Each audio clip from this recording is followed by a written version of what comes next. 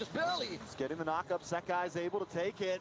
Dawning Light does come down. Kenji goes down. It's looking rough for Team Falcons. SRG 5-0. The Giants are forcing Team Falcons to pull out another trick. What else you got in your arsenal? We can't keep up this whole ding. Goes in the back line, responding to Cram's forced engagements. All right, we're over that. What's next? Team Falcon says, you know what? Gold lane has been pretty open, but y'all did leave mid just as well vulnerable. It's a good trade. I think SRG still way ahead, and I think the gold will tell you all about that. But now Ding flickers back, able to get the bob and weave, the sidestep, the dip, duck and dive. Gets back to base there. SRG though, I mean, they broke up in mid. Now we're just seeing them rotate across this whole top side of the map. It's looking a little grim. Team Falcons need to, I think, you know, what do they do from here? Do they try to get some towers? Do they try to get some cheeky steals? Do they already start to huddle up? We're only 8 minutes in. Well, about a minute away from a Lord. Team Falcons unable to get anything save for a turret and a stolen turtle. Something tells me now Selangor Giants turn on Team Falcons and they press on the clutch, because now look, they're giving Ding a good chunk of attention. This was not prior what the early game looked like. During laning, it's usual that, again, you mentioned gold lane gets attacked, XP lane gets attacked. Now it's only happening during the power spike. Ding's in trouble. Oh, poor Ding. Ding, ding. Goes the bell. Take Ding out. I mean, it's go good night. And to be fair, good night is one of the anchors of Team Falcons. There really wasn't much for Ding to do here. There was a good amount of CC waiting for him in the back line. There was a sniper down top, and here we go, the dance. The way they disperse out of that Minoan's Fury. Super doing everything he can, but it's not enough. Innocent finds Lark, and now Kenji. This is looking rough. Team Falcons looking for an answer here. No break dancing here in this street. The way they all just move. Minoan's Fury comes down and all of SRG literally just whoop. They disperse, and then they recollapse. And I understand how Lark was so gung-ho about saying, you know what, we can summon force here. Everybody's ready. And now, oh no, they give him another one.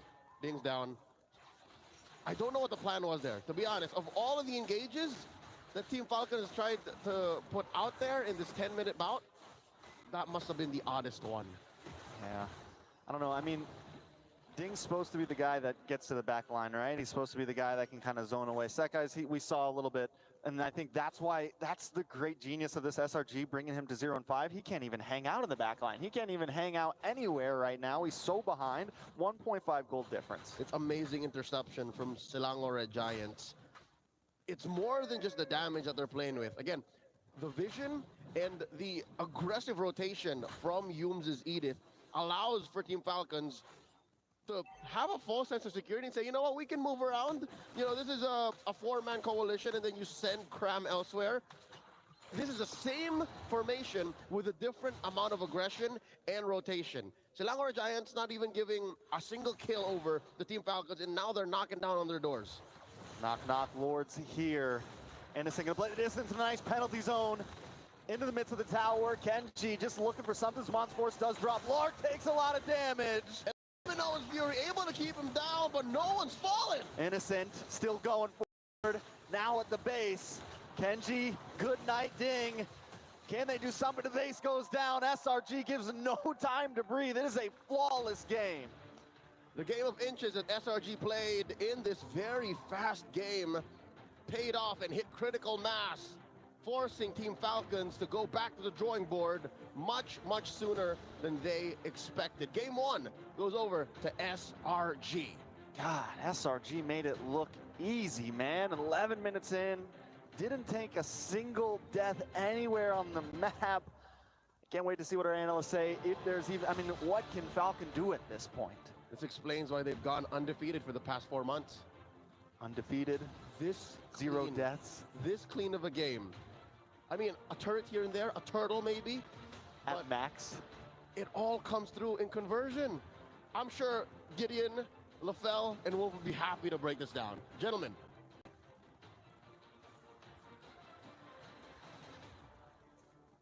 Thank you very much to both our casters. And yeah, that was an 11-0 game. Like, it's about how you start the day, and it's about giving a statement. Yep. And Selangor Giants just did both.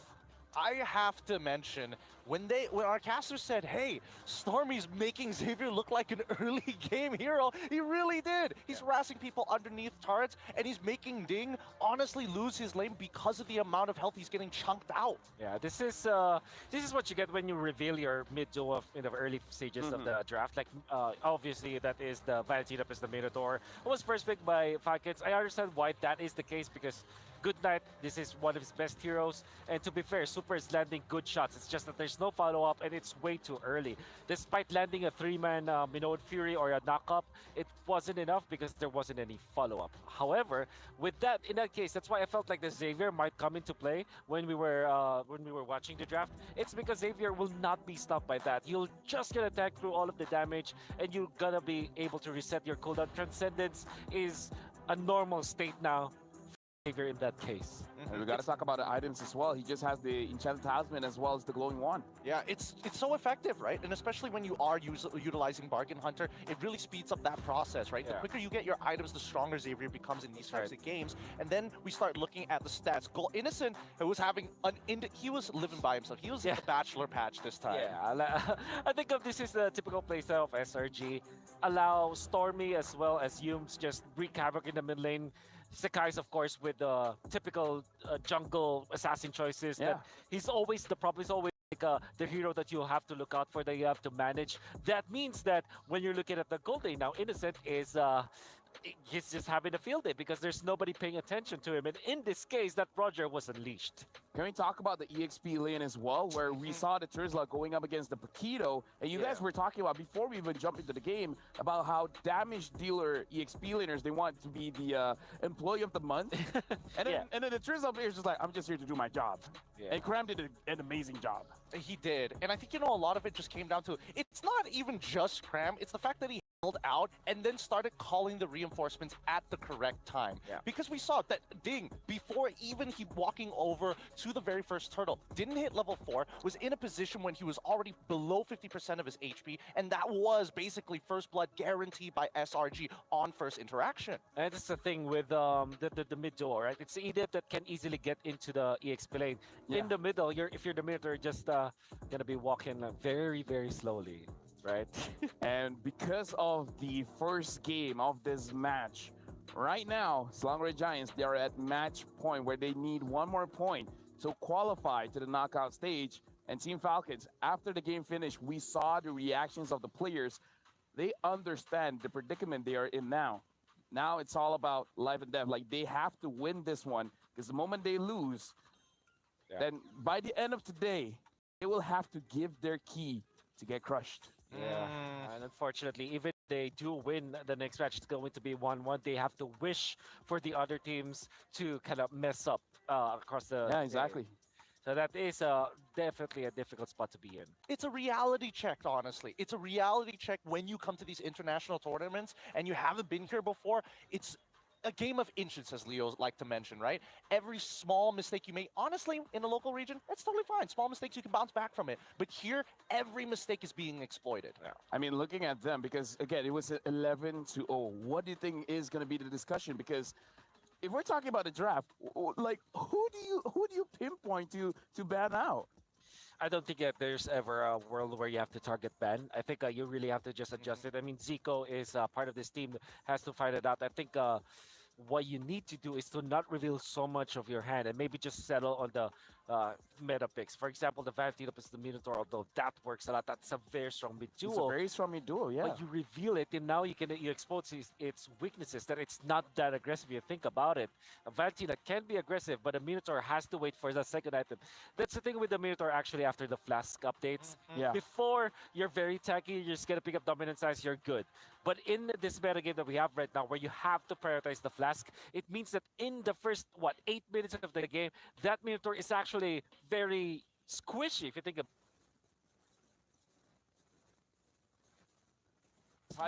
into that. But I wanted to have it on the last pick so that it will be answered.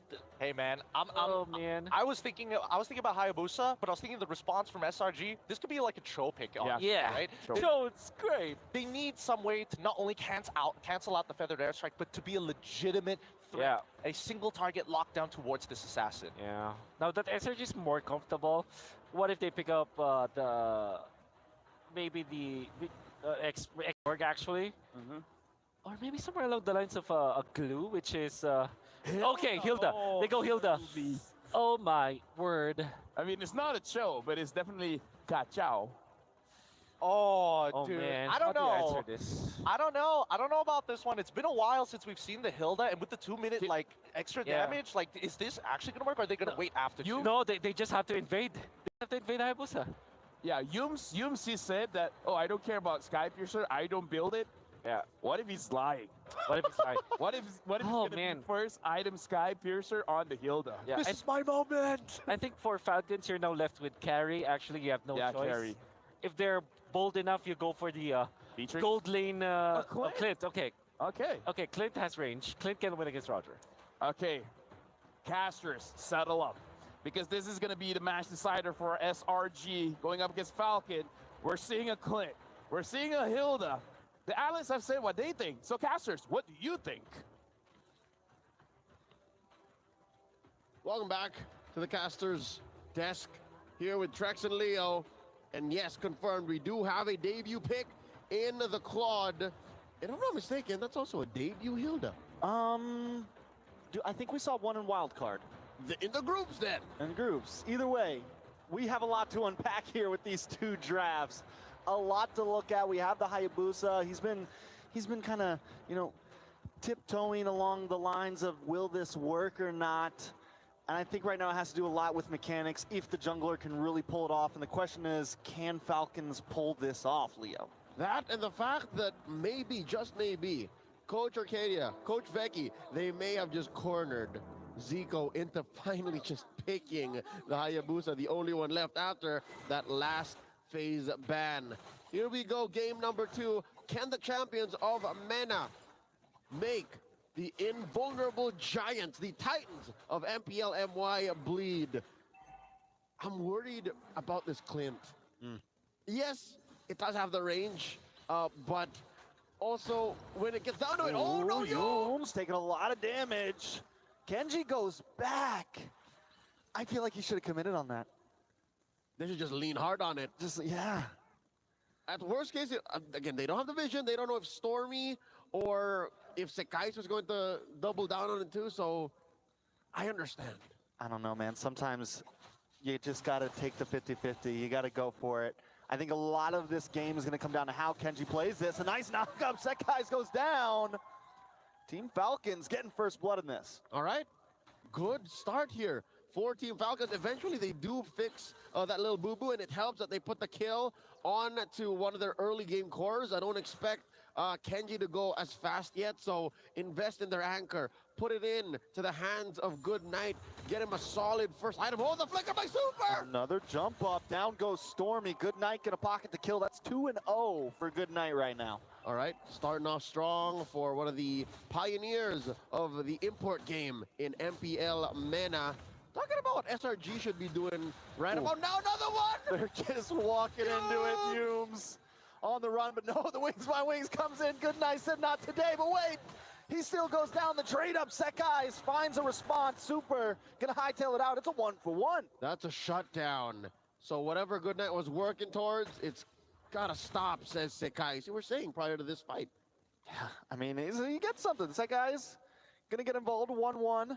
Good Night, though. It would have been nice if he got a 3-0. I think that would have really tilted the scales, but now SRG gonna even things out. Super taking a lot of damage from the duality, getting proc there. Stormy brought down to about half health. Kenji, Cram looking for something here. Sekai still able to get the turtle. Super now very low. Kenji goes down. Super forces back off, gets the knock up, the flip up, the takedown. Good Night finds the kill. Feels good saying Good Night's name. Good on the exit there, Team Falcons, but I hate to mention this, but another bout of doubt for Kenji. You see how he hesitated on the retribution?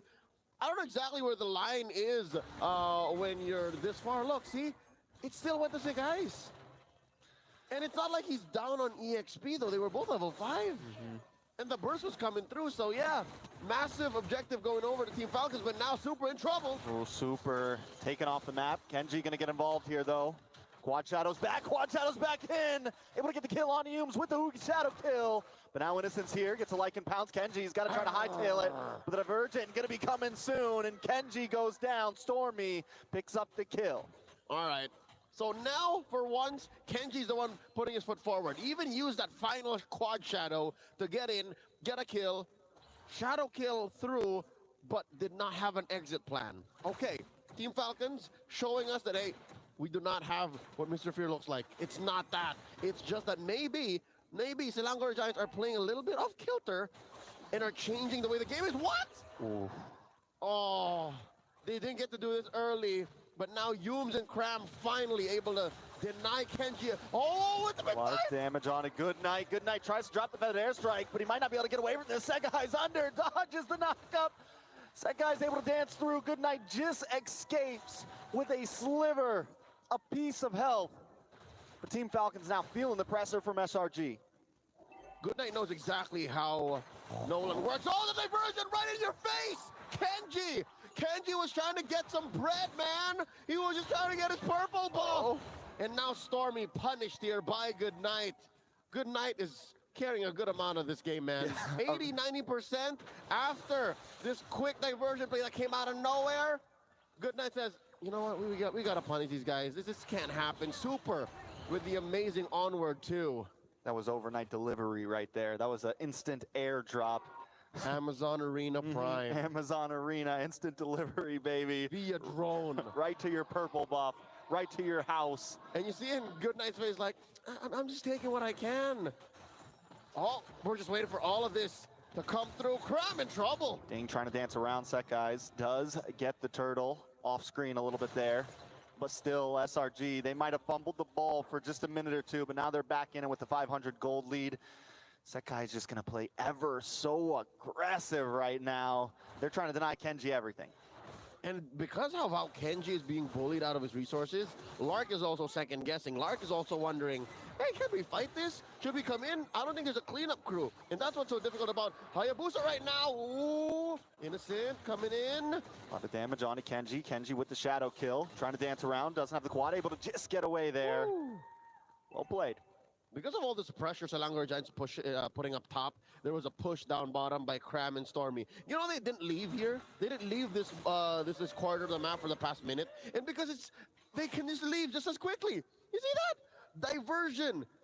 Team Falcons don't know that Cram and Stormy are on their way up. And Humes is still cutting the way from the back. Yeah, the diversion just turns Mobile Legends into a very disgusting game. It is tough to deal with. Super. Gonna get a little bit of damage on a Cram there. Nice, I'm offended. Cram dancing around, finally does go down. Super able to pick up the kill. Innocent. Dancing around, Humes gets punished. That's tough. That's tough. I think Selangor Giants has a solid plan. It's just they didn't expect Team Falcons to answer back as quickly. Another one. The back and forth right now. SRG takes a loss, though. 3 members down. Team Falcons not giving up at all. I think they got to try to translate this into some towers, though. Yep, this has got to be it. I don't know if Innocent can defend this. The Earth Shatter up. Team Falcons scoring their first major objective. Top lane tier 1 goes. A quarter of a minute before the third turtle of the game spawns. And I don't know if Kenji is where he needs to be right now. He needs some backup. And Team Falcons, they can fold the map the way Selangor Giants can. All right, so Divergent. Oh, no, there it is, see? Here comes the movement. Kenji can't even hang out in the bush, man. He can't even just camp somewhere. Nothing comes Humes, from free. though, taking a bit of damage. SRG left him, and now he's alone. Goes down. Super able to get the kill. And now the turtle getting worked on here. 3 members of SRG. Super gets the conceal. Can they do it? Oh, they don't get there in time. Penalty zone does land on top of Set Guys. He's able to back up. Duality procs, Ding, Super, both taking a lot of damage. Can they do something, Kenji? Cram bursting down by Kenji. All right, he walks in. Oh, G Shadow kill. A lot of damage on the Set Guys. Gonna try to pop back. Team Falcons, they lose the turtle, but they get another kill on the board. Respect for Ding. Again, it's been a tough 8 minutes for the jungler of Team Falcons, yet still, he keeps up he keeps up the work. You know, he shows face. He tries to check in bushes, even though he knows that there can always be a couple of members of SRG there. And looking at his item game, he is down by about 2,000. All right, you know what? My optimism might be misplaced, but I like how Team Falcon is making it work. I'm taking a look at Goodnight. At least we're making it up somewhere. There you 1,000 go. gold lead. There you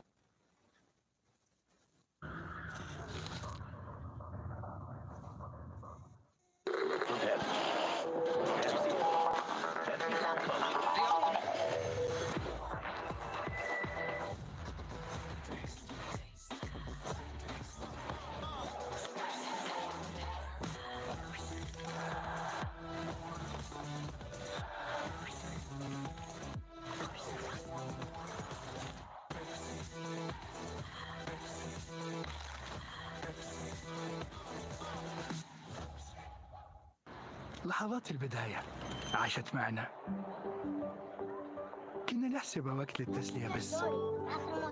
نحسبها بس ذكريات. عبود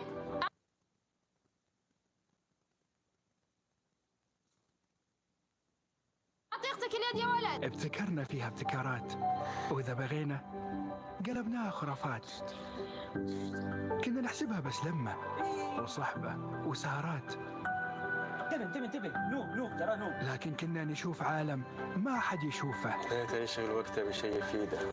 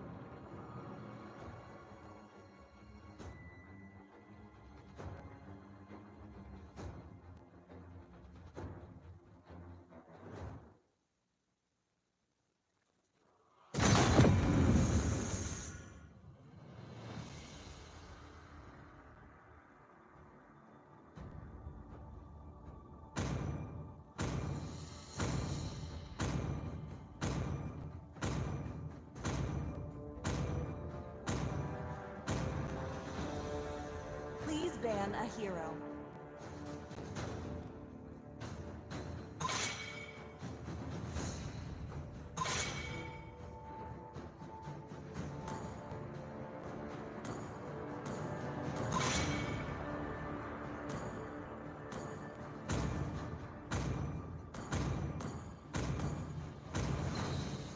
Your team is banning. The enemy is picking.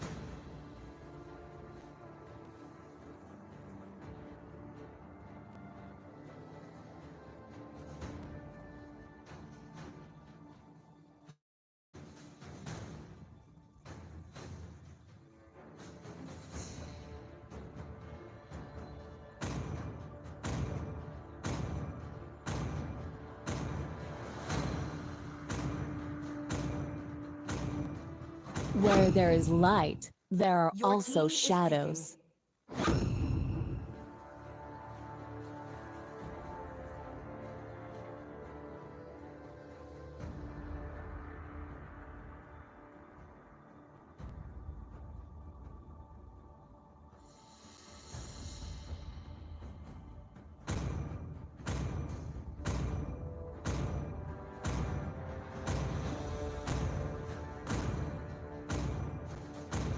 Feed, destroy, Enemy is and picking. conquer.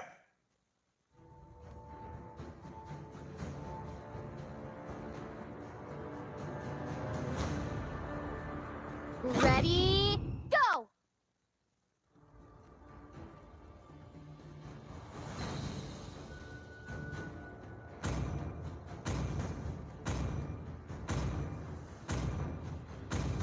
I will protect you. Please pick a hero.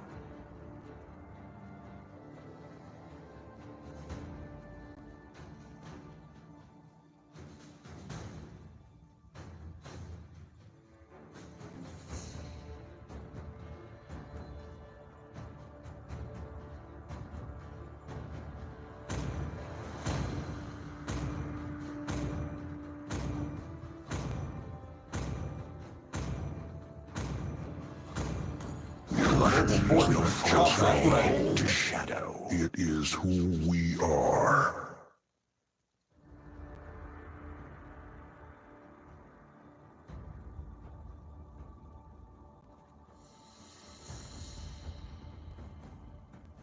Starlight of Pisces shines on my sword.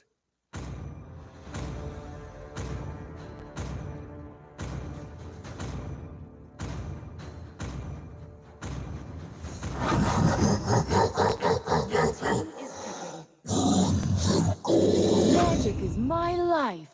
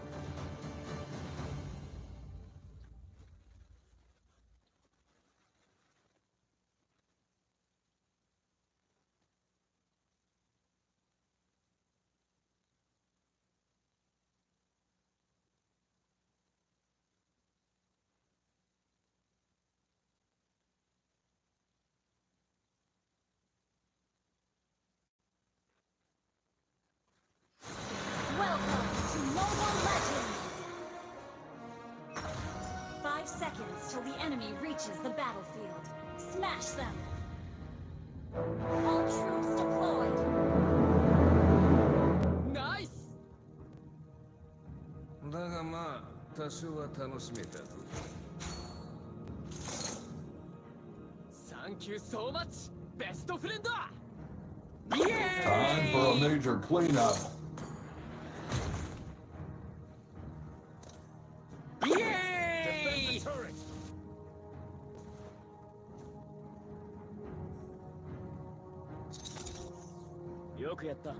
Come at me.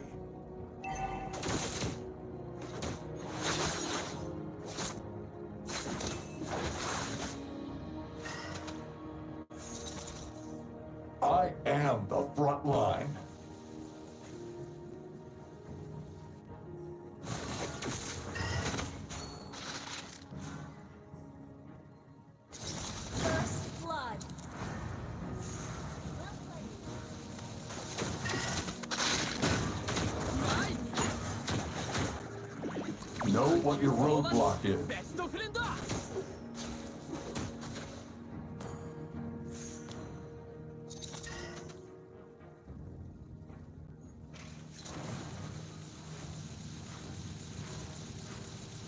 We stick to the plan.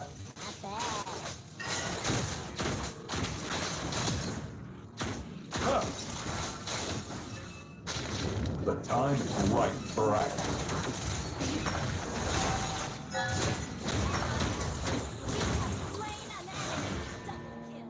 Yay!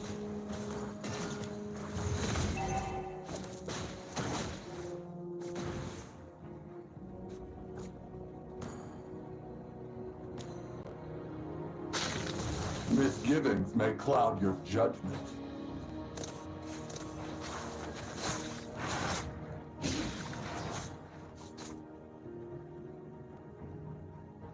Ult is ready.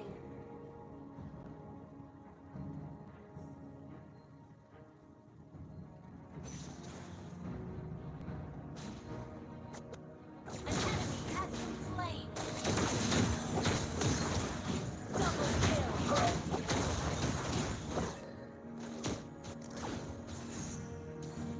Ally has been slain. Request backup.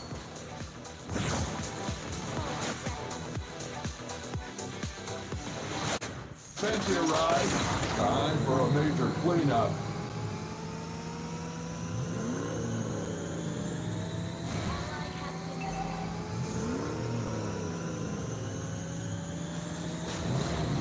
We stick to the plan. Yay!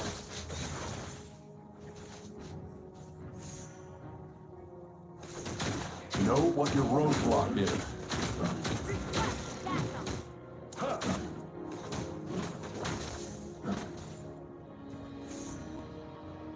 I am the front line.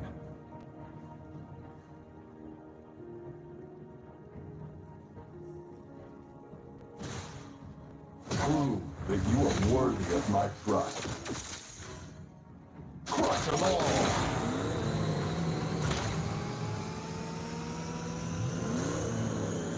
A day in the field has it all over 103.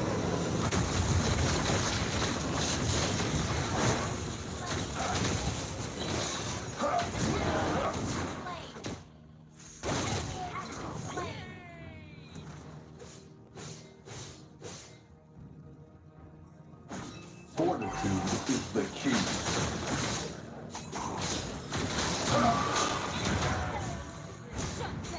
Yay! A day in the field has it all over 100 in training.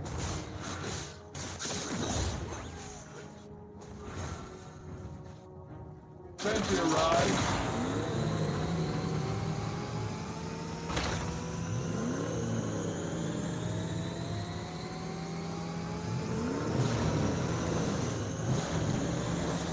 The time is right for action. Yay! Come at me.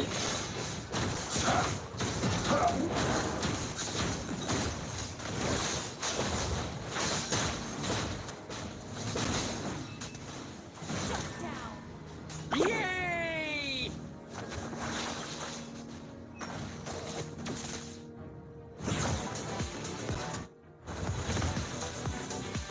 Know what your roadblock is.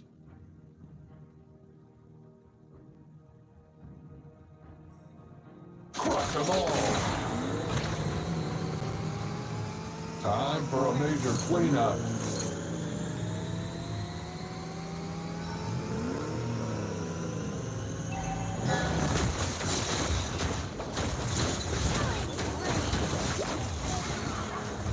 Yay!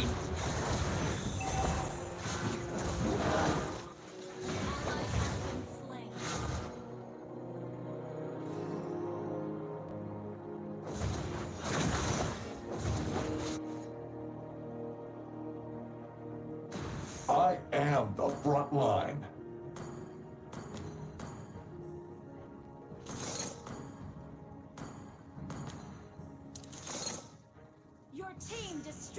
turret. Sentry ride.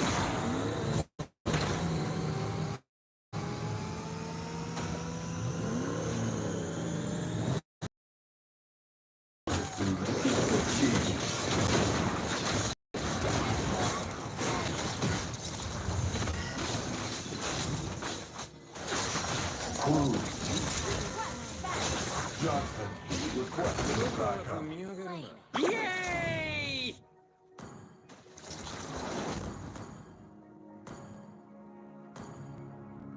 Hey, not bad. Your team destroyed the turret. Fortitude is the key. Crush them all. Launch attack.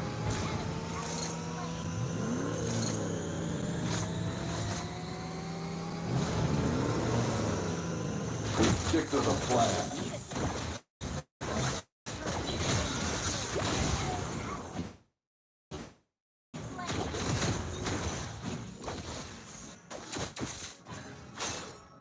The time is right for action.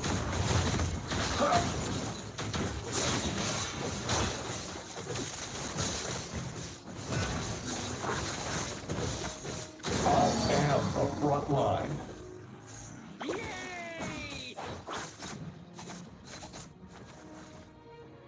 Sentry ride.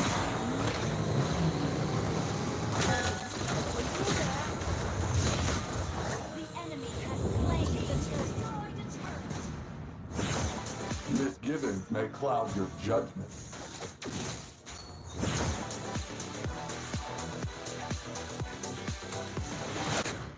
Launch attack. We stick to the plan. Understood. Unstable network. Killing spree.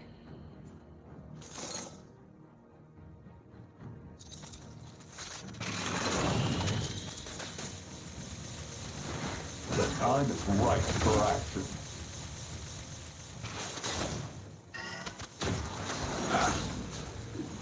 Crush them all. Time for a major cleanup.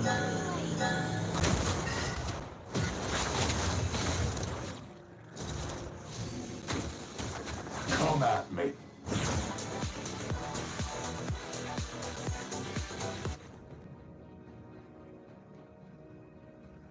Ally has been slain.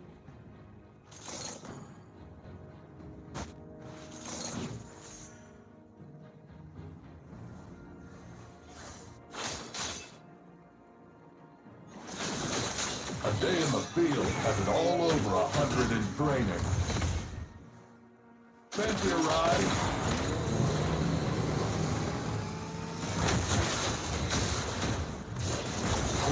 If you are worth Double kill.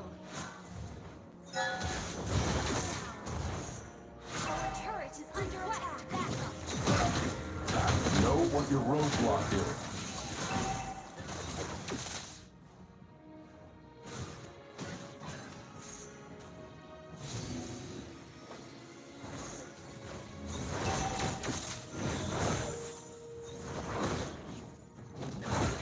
An enemy has been slain.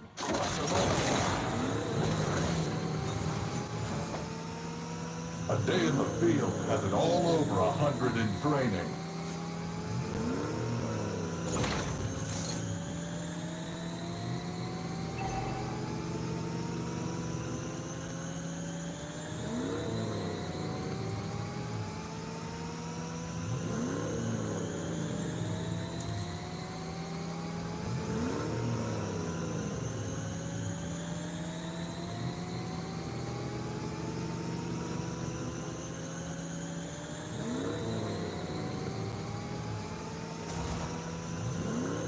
Your team destroyed the turret. Yay! An enemy has been slain.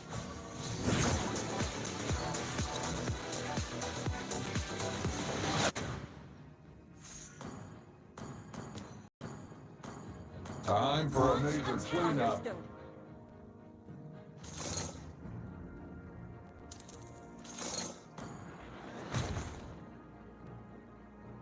match. Fancy a ride?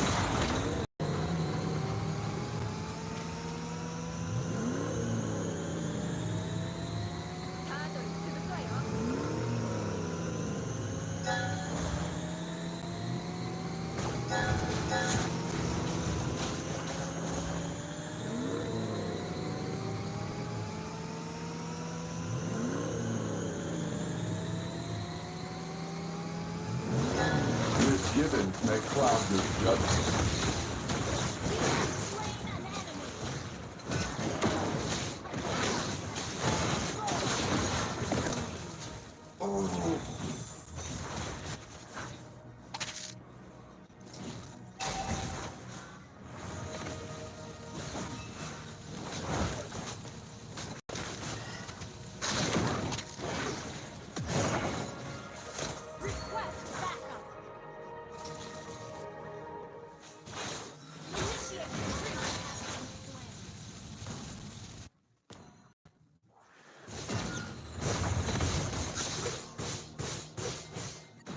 Crew, crush them all.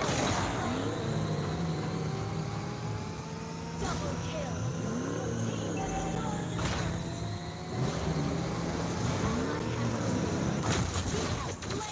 attack. Understood. Launch attack.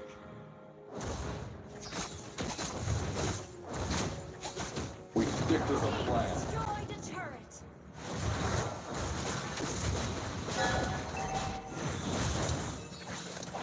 Killing spree. Launch attack. Your team destroyed a turret. Launch attack. The time is Team right for destroyed action. a turret.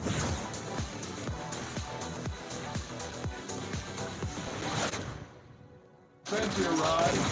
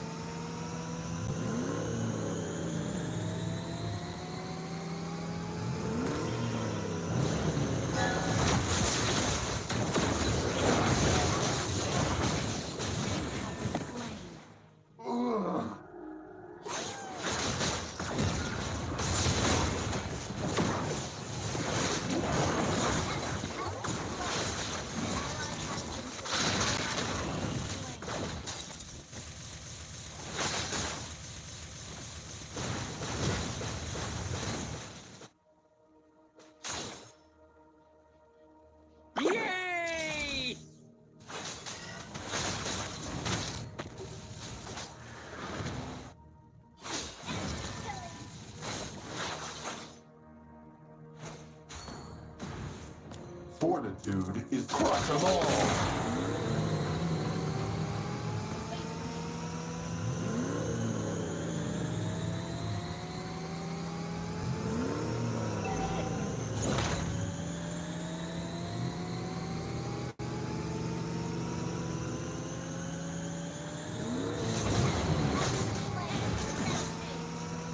I am the front line.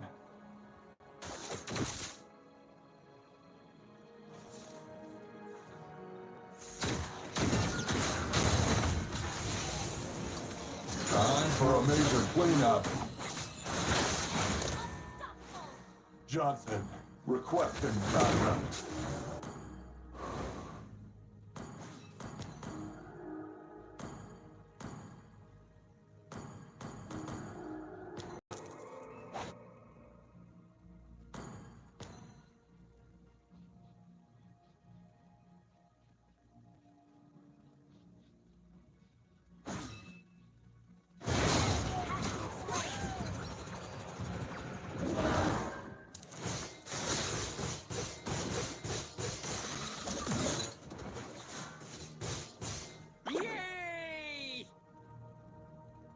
Miss Fancy a ride?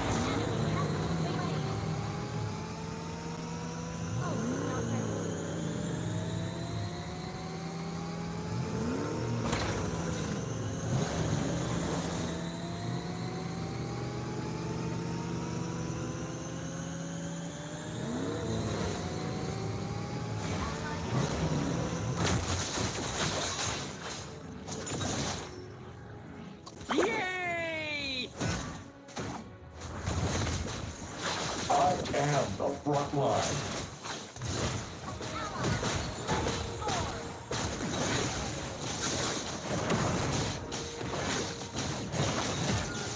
A day in the field has an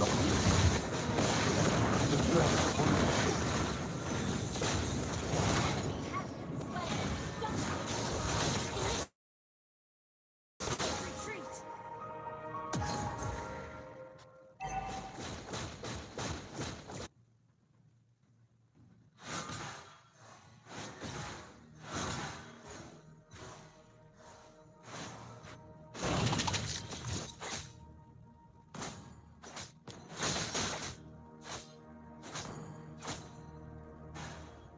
Request backup.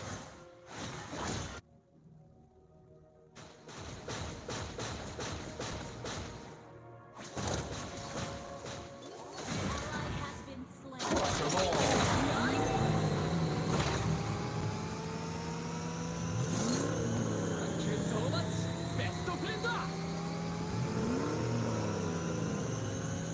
fortitude is the key.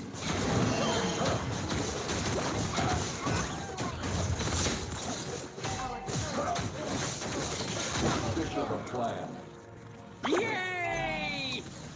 Our turret is under attack.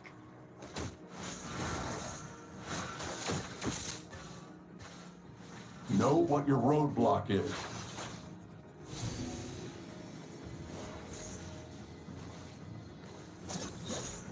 Sentry arrived. The time is right for action.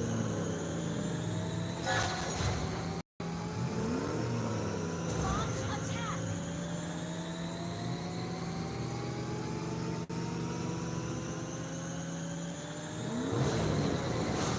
Time for a major cleanup.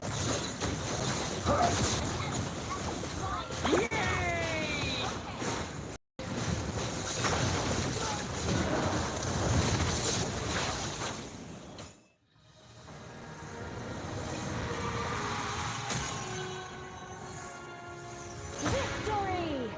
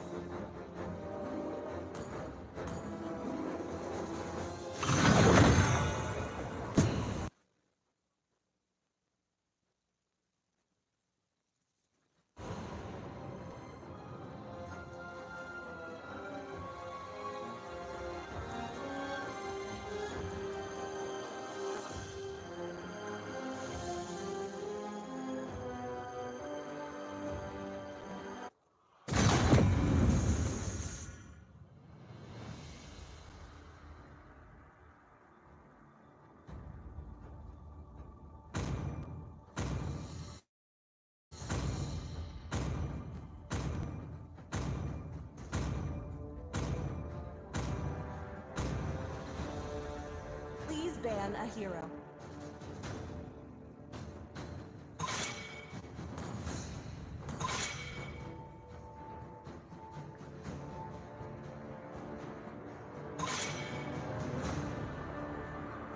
Your team is banning.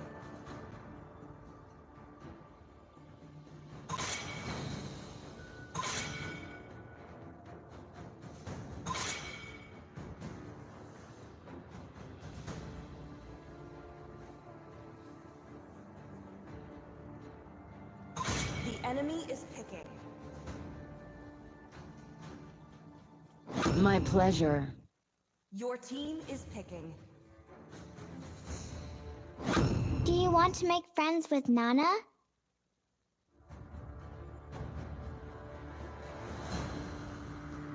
Light me up and watch the The world enemy is burn! picking. Only love and night are everlasting.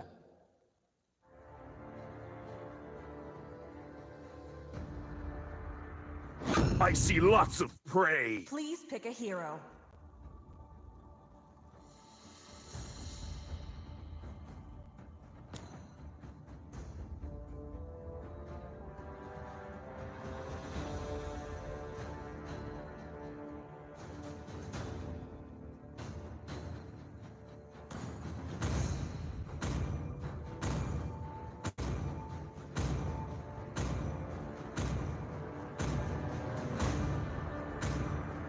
Chivalry is dead. Combat ready. I will revive it.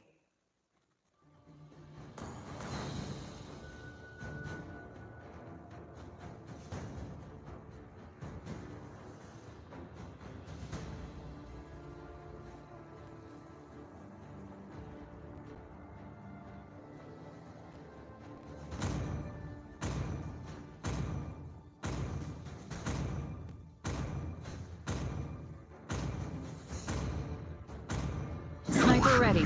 Give me a target. Your team is picking. It is who we are. They call me a hero because I saved my nation from falling apart.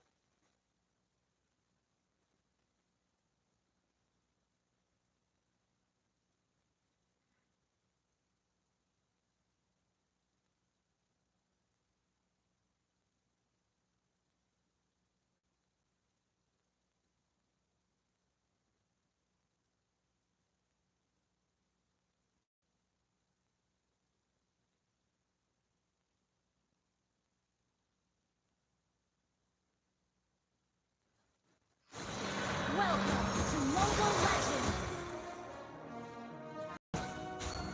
5 seconds till the enemy reaches the battlefield. Smash them! All troops deployed!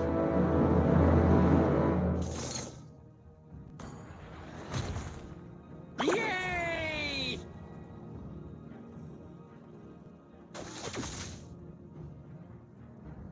Time for a major cleanup.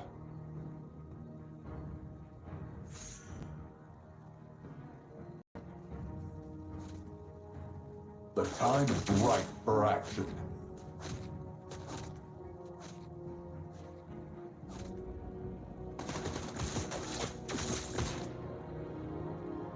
I am the front line.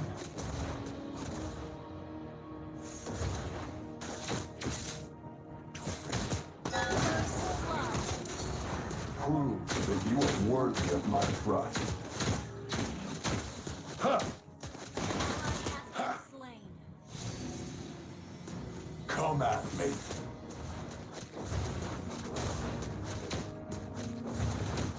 Huh.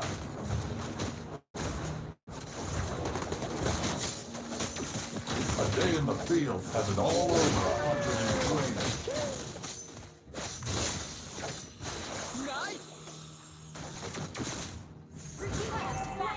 Understood.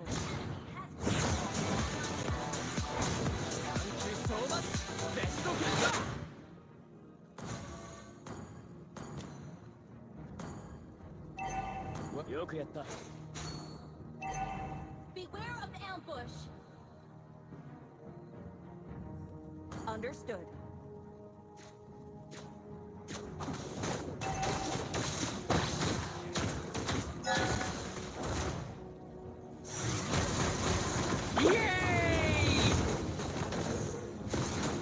Know what your roadblock is.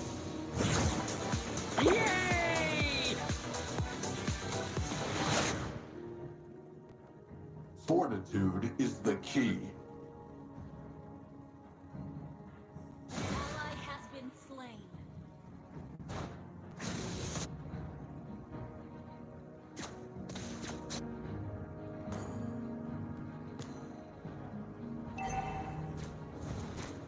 We stick to the plan.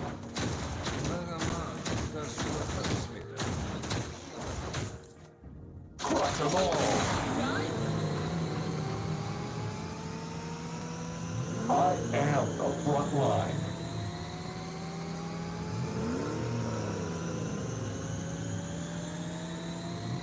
Initiate retreat. Misgivings may cloud with judgment. Slain an enemy.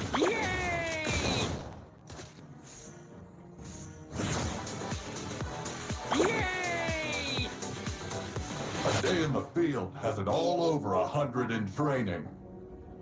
The enemy has slain the retreat.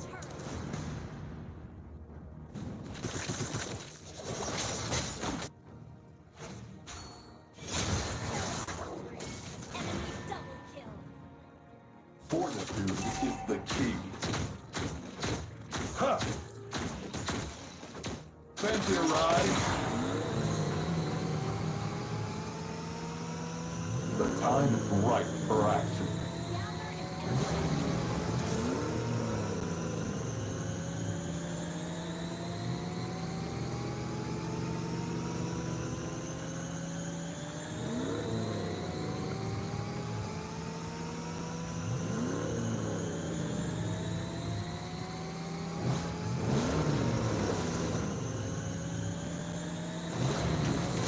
Know what your roadblock is.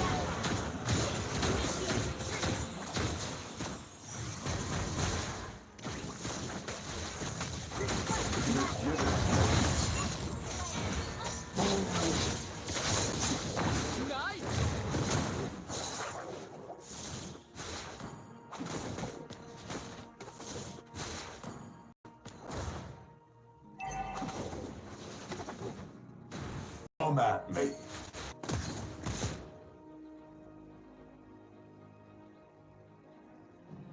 Crush them all.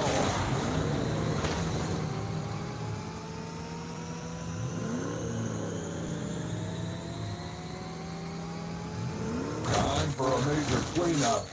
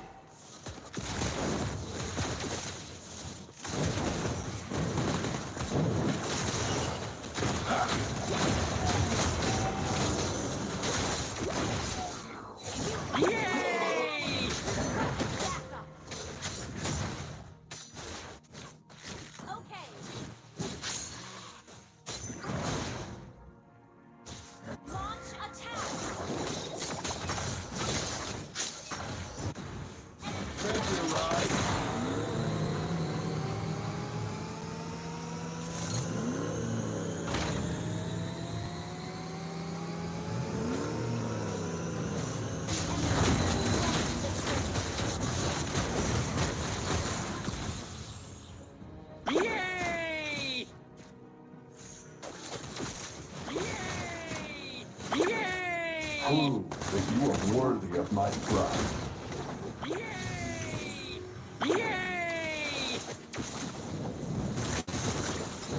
We stick to the plan.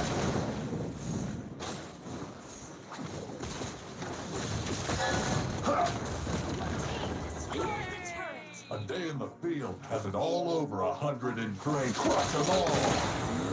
Launch attack. Know what your roadblock is. You have been slain. Johnson, requesting backup.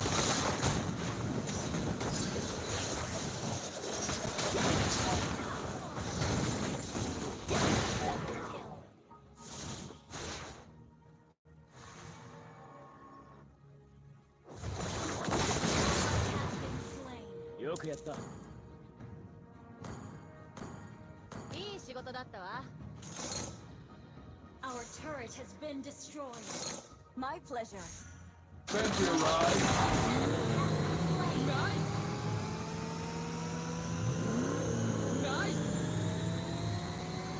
Defend the turret.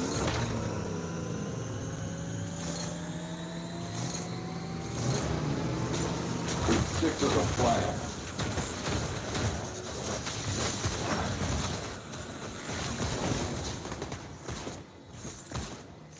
Prove that you are worthy of my trust.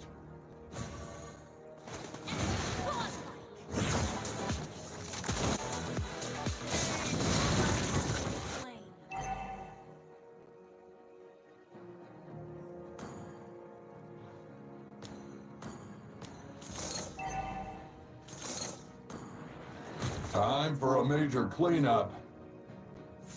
Crush them all!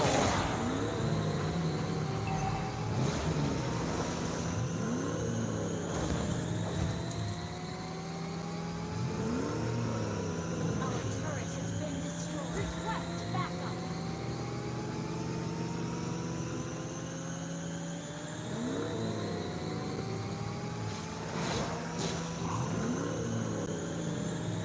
Request backup.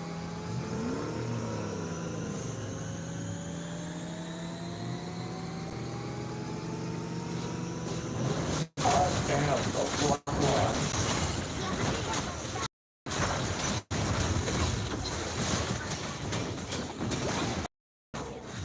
Defense breached. Well done.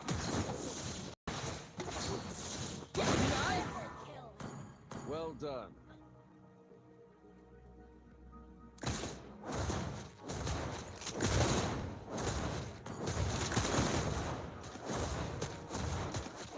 Your team destroyed the turret.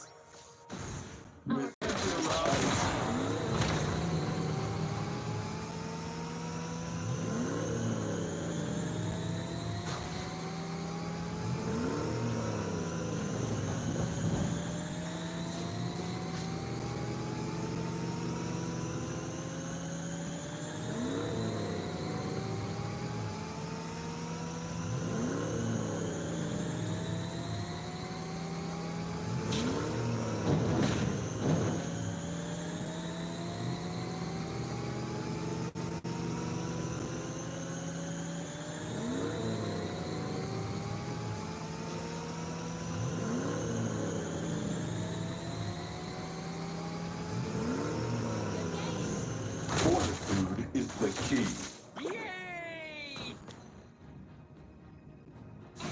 Legendary.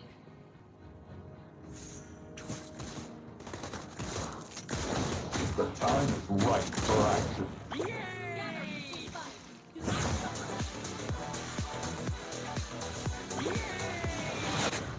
Come at Enemy me. has slain Lord.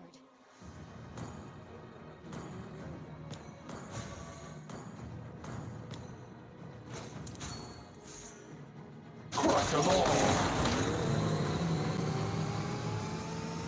Initiate retreat.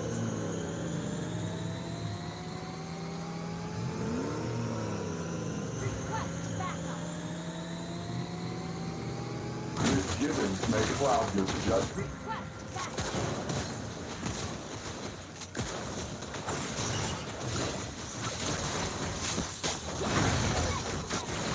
Initiate retreat. Our turret is under attack. Request backup.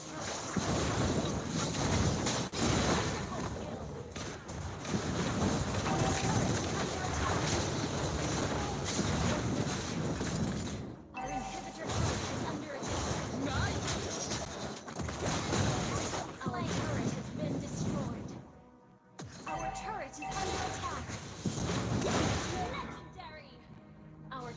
has been destroyed. Thank you, Ride.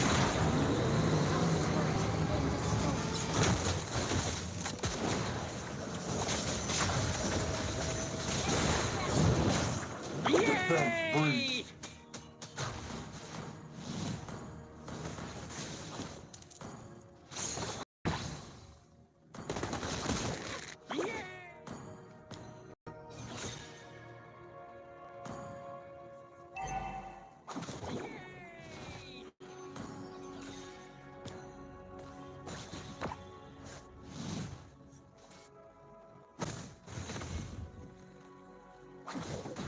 Crush them all.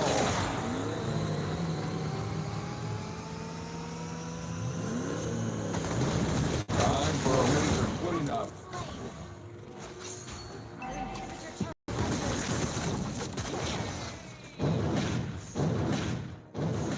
The time is right for action.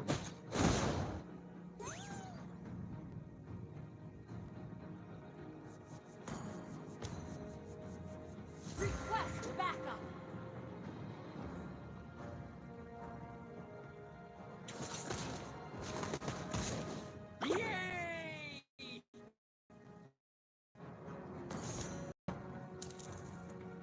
Thank you, Ride.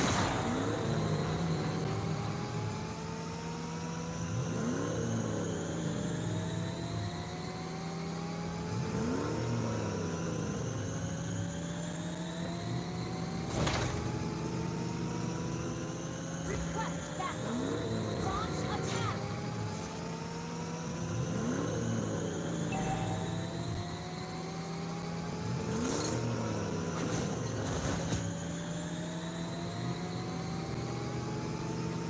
Gather up the Lord.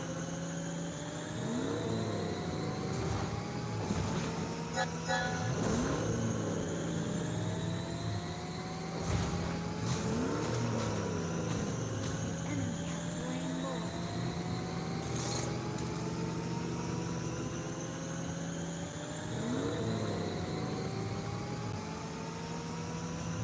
Fortitude is the key.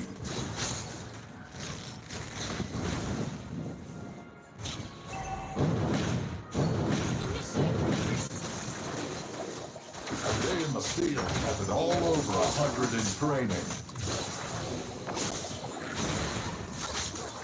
Johnson requesting backup.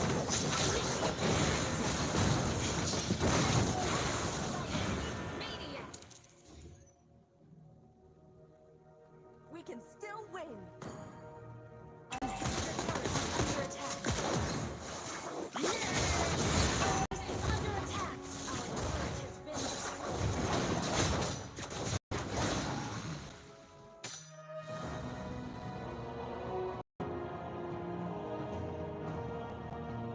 Defeat.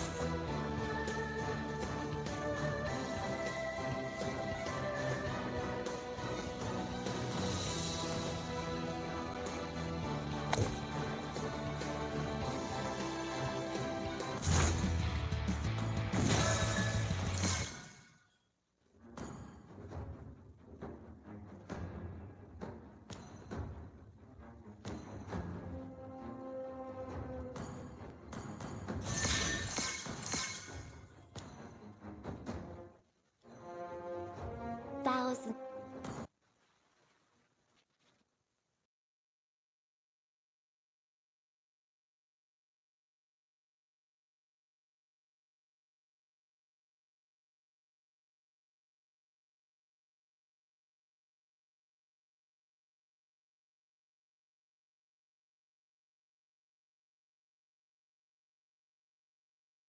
Was able to kind of initiate and absorb that damage. Exactly. Those are the words from ST14, and Edwards said very low. He's so low. He's going to get hit by the lightning pass. Even the retribution saved by the Eternal Guard, forced to get on out there as they peel backwards to try and make something happen. But a great pull. I'm offended. But wait, hold on. They're turning it around. Long is able to find the pin 2 times and even gets PX7. It's a 4-for-0 trade in favor of XYG. There's only so much a lone Florin can do. She can heal ya. She can get heals.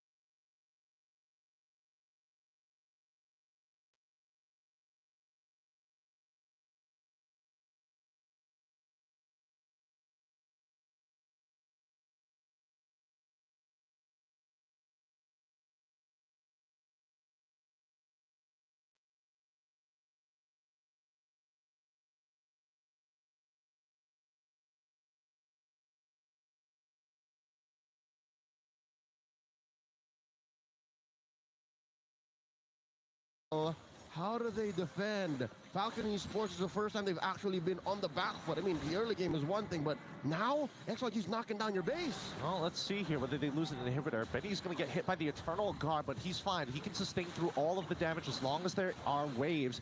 Unfortunately for XYG, they don't have a clear way to initiate without their battle spells, and it doesn't help that their sieging isn't that great without the Black Dragon form. Yep, 2 minutes until the next turtle comes up. 2,500 gold ahead. Chinese squad are over the Burmese. Look at the damage Long is putting down. This is dangerous what he's doing. There's a knock-up. He's confident. He wants to get more into the mix, but he's kind of slowed down thanks to Royal Milk. Regardless, they still get all the tier 2 turrets from Falcon Esports, and this is what we were expecting from XYG. When they find the opportunity, they're going to start from your tier 1s all the way to your inhibitors. They are thorough. They are procedural. And maybe they can work on their precision, but hey, if you're playing with a sledgehammer lineup like this, a comp that just relies on long, I mean, almost single-handedly long, and then maybe a little bit of a E1 on the step back, then yeah, definitely. There's a lot that Falcon Esports need to work on here.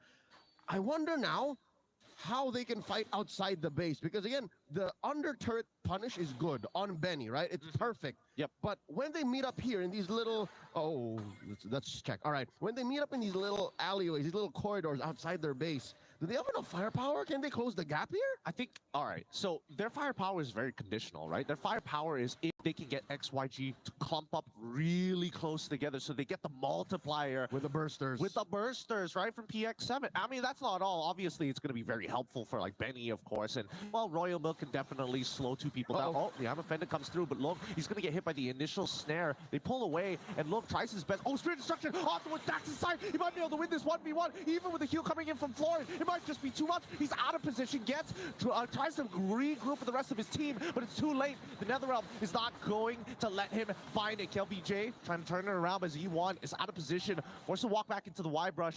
God Yang can really take his time. Benny is sustaining through so much pain, and even from BX7, he's just waiting to slowly encroach upon their positions. It's now they're all running away. There's nothing that they can do as they get picked off one by one. The slow march by Falcon Esports allowed for two I'm offendeds to go off cooldown and can continue the assault. 8-6 now. Another swing of the pendulum towards the Burmese. Now up by 1,000. They're looking for a penetration. I think they're gonna get it. Yeah, they're going to get this. Dude, hey, hello? Why are we not taking out free inhibitors here? As the Eternal Guard comes down, forcing the rest of FCON to start taking away tier 2s. No. SOD. He wouldn't. There's He's a retribution. There's retribution, and also the last time he tried to 1v1, it didn't go well because of Kid X. All right, good rewind. Let's go back maybe 20, 30 seconds. A nanosecond of hesitation, of speculation on Long. I'm not so sure if Moskov mains will question me on this when I say maybe Long could have leaned hard on that engage. Maybe that would have won him the fight against Dax and would have killed Dax even before this all went down. I don't think so. I think that the heal coming in from Kid X was just a little too big, right? I think if you take out the heal, 100% he kills him there, right? I think the only other advantage he could find is if he decided to switch out that Purify for maybe an Inspire. Maybe it would have ended the fight almost single-handedly, but that would make him more vulnerable. Now, the Lord jumping in, crashing through the top inhibitor. A big I'm offended! Finds to the Eternal Guard, and then straight away into the Netherrealm to try and peel some time. With the Lord already knocking at their base, they should be able to get one more inhibitor before they try and close things out, but that's a lot of resources and a dead jungler and a knockback of a lifetime! Long, this is why he's the international marksman, turns it around single-handedly. God Yang with a God mode, Earth Shatter.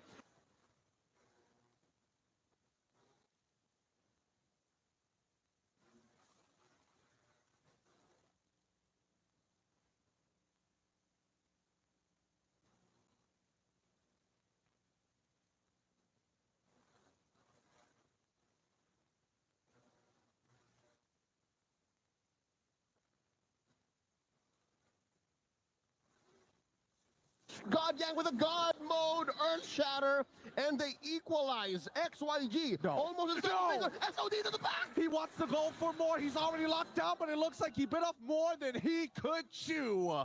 That's going to be a 2-for-2 trade at the very end of it. But man, I'm telling you, this fleeting time on Kid X, the heals with his ult, and LVJ, hello?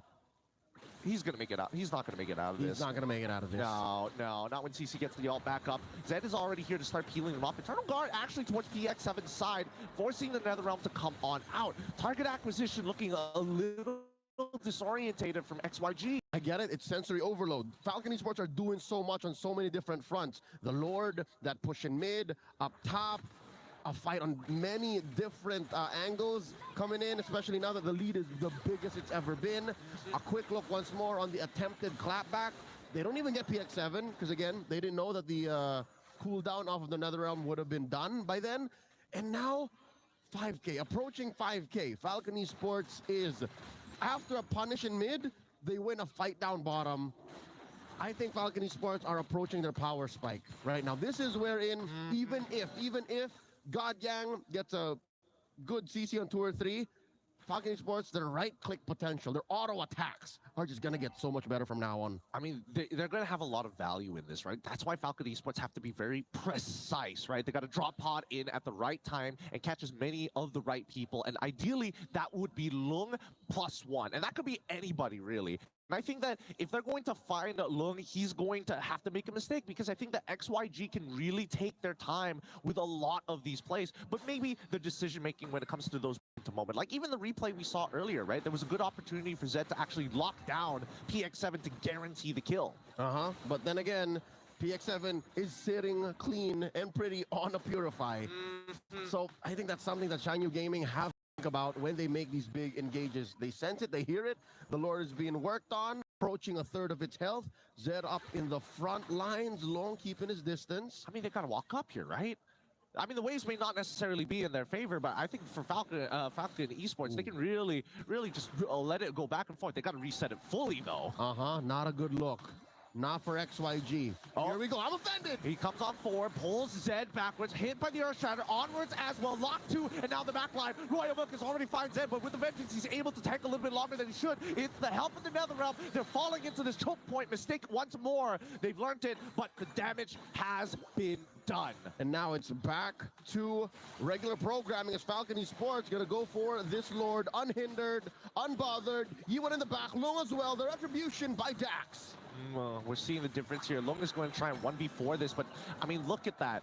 PX7 single-handedly just blowing them up. Godyang does find the trade backwards on towards it, but man, they got to be super... No, Dax, he's in some trouble. Kid X might have to sacrifice his life in favor for Dax, but he's going to stay nearby, get the heals down, try to turn it around, get him low enough, look for the opportunity, and Dax finds it. Netherrealm to ensure that this Primal Wrath is worthless. Godyang should be going down, and now with a exposed crystal, FCON looking to close things out. They smell the blood in the water as they go in. Zed at half health. The Black Dagger from my kill BJ. It's done. It's over. They've cracked open the crystal. These fights, they need to be decisive. And it's not even about the macro decision making. It's about target acquisition. I agree, Gideon. I agree more than ever. I'd say of the dozens of games we played in the group stage, this might be one of the most micro-specific matchups we've seen. I totally agree with you. I think that XYG, they definitely have the micro, but they gotta come with each other how they're going to do it rather than just feel it. Close calls on many different fronts, moments wherein they should have made the call and maybe they shouldn't have made the call. I wonder what our analysts think about this because there's a lot to break down here. It was a medium-sized match, but I'm sure there are plenty of pain points that they should be talking about. LaFell, Naisu, and Wolf, hey, tell us what you think. Well, what we think is that you guys are correct. This game is really about the mechanics. Like, we're looking at the highlights here. A lot of time we see Benny actually catching out of Fredrid, causing the match to go to their side, but can I just say, like, every single time I watch the play, I'm like, no, no, like, I think that was all of us, man. no, why? It's like he's his worst enemy. But then again, you have to give credit to FCON. Yeah. 3 comeback games so far. They're the new comeback kings. Is it really a comeback when they plan for it?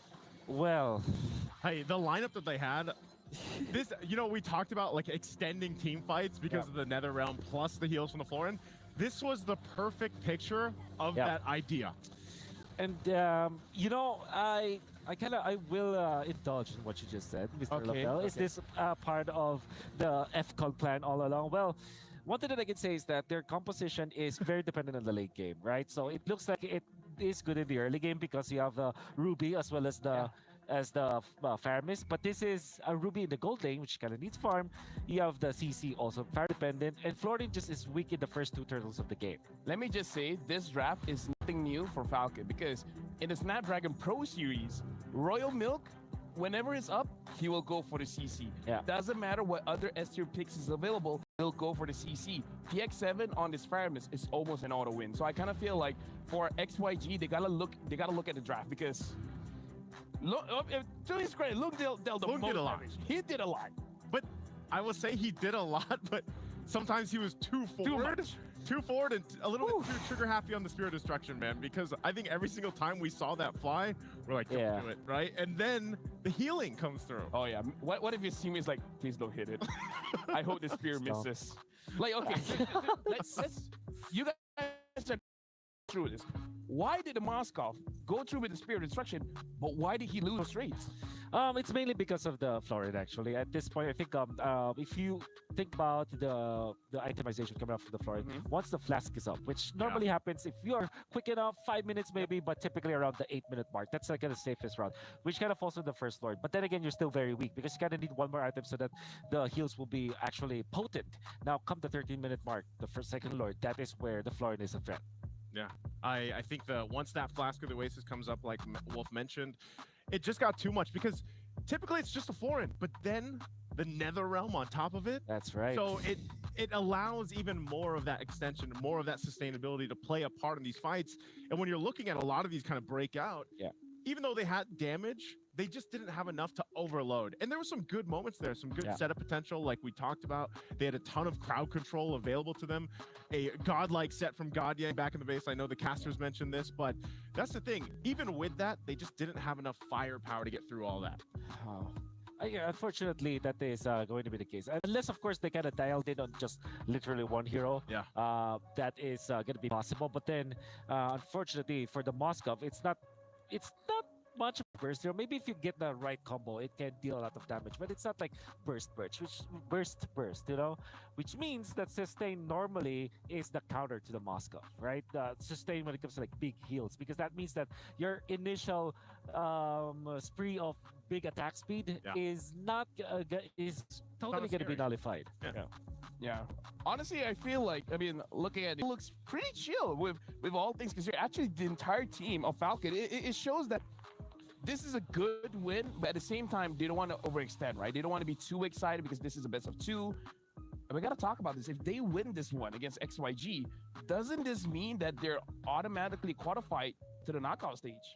Right? They already have a 2-0 against C9. Yeah, they would have 4-0, right? They will 4-0. I think they're automatically qualified unless there is that crazy 3. Of course. But then again, if they win a big, well, technically they don't win fast, but they might not get the better end of the tiebreaker. Of tiebreakers. Yeah. But for all intents and purposes, yeah, they're 70% into the knockout stages if they do win a 2-0. That's big. You know what? Here's the thing, Wolf. I feel like a lot went down in that game. So yeah, this is a special segment for Wolf. Let's actually check out the talent rate to show us what happened in the game. Well, you were wondering why Mr. Long was very confident in many cases. This was one of the first few symbols, and maybe you're not seeing this enough. I'm gonna kind of zoom in on this part. You can see. So that is a wind of nature. Actually, first pick by Long. That is why he felt very confident to play this out. Now he.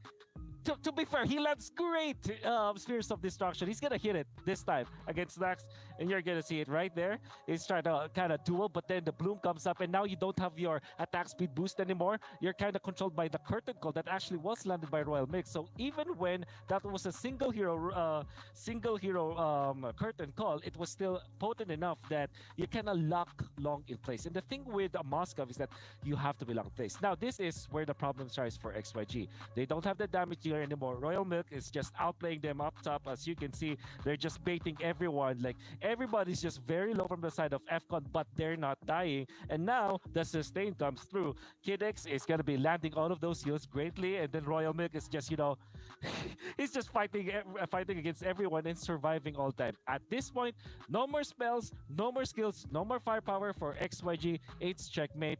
The kiting coming up from FCON is just phenomenal. The thing that surprised me was in one frame of your teleprompter, telestrator, we saw like 2 curtain calls. Yeah. Right? One on the Moskov and then one on the Edith as well as the Frederick. Like that's how prolonged the fight was when you're able to use your ult twice. Yeah. Hey, we said this in the draft. Like we knew this was gonna happen, you know, and that's playing the lineup to the T. They knew the game plan. They brought it out especially when you have an aggressive decision from the opposing team here from XYG. You guys know if we just make it through this initial burst, we're fine because we can actually turn the table and then just run it down. Honestly, with that, we got to look at our Sony match MVP. Well, Sony MVP of the game is going to be Kid X, and Kid X, as to what you guys are talking about, is the reason why they don't get bursted down. Yeah. It was struggle. By the way, Kid X is gonna have a great time in the area. 7 minutes in, he's gonna get a kill on too long, and then that really just ramps up and, you know, speeds up the process for the Florin. And to be fair, after dying twice, he never died actually. Yeah. Kid X never died. So after the early stages of the game, he was untagged. Wow. 15 KDA, 100% kill participation. Talk about the Florin. On a Florin. On a Florin. My goodness. Yeah. I've never seen a scarier Florin in my life. Yep. Looking at the Florin, you'll be thinking like she's harmless, but like, dude. 15%.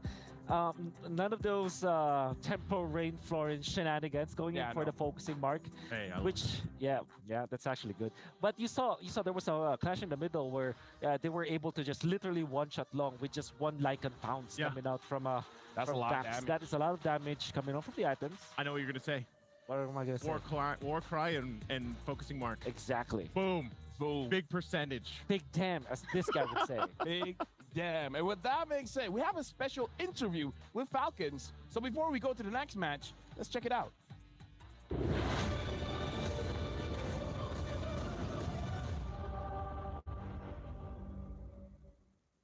Hello, I am Ryan May from Falcon Esports and I play AHP. ကျွန်တော်တို့အနေနဲ့ဒီတပ်ပါတီပွဲတွေမှာအကောင်းဆုံး train နဲ့ train ပြီးတော့ကျွန်တော်တို့ဒီ official ပွဲကိုနိုင်အောင်ကြိုးစားခဲ့ပါအားစိတ်ရောက်လာတဲ့အချိန်မှာကျွန်တော်တို့ကဒီဘယ်လိုပြောမလဲ game ကိုနီးစနစ်ကြကြပို့ပြီးဆော့လာနိုင်တယ်ပြီးတော့ဒီအပြင်ပိုင်းတွေမှာလည်းစီကံပိုင်းတွေပို့ပြီးတော့တိုးတက်လာကျွန်တော်တို့အခက်အခဲဆုံးတင်ရတော့ Falcon AP brand ပေါ့ဆိုရင်ဘာလို့လဲဆိုရင်ဒီကျွန်တော်တို့ဒီ AP brand ကိုနိုင်သွားရင်လည်းကျွန်တော်တို့အနေနဲ့အများကြီးဒီပွဲထဲမှာဆော့အားအရင် high ဖြစ်သွားမယ်ပြီးရင်ပို့ပြီးတော့လည်းကျွန်တော်တို့ရဲ့နိုင်ရုံစိတ်တွေပြင်းထန်လာဒီ South Asia မှာဆိုရင်တော့ Fnatic on နဲ့ကြိုက်ဆုံးဘာလို့လဲဆိုသူတို့ကျွန်တော်တို့ကြိုက်လို့ဒီအပြင်ဒီဘက် SCA အပြင်မှာဆိုရင်တော့ CLOUDE 9ကိုရွေးနေတယ်ဘာလို့လဲ CLOUDE 9ကသူတို့ဘက်မှာဆိုရင်နာမည်ကြီးရတဲ့ပြီးတော့ကျွန်တော်တို့ရိုက်ချင်လို့ keep watching everybody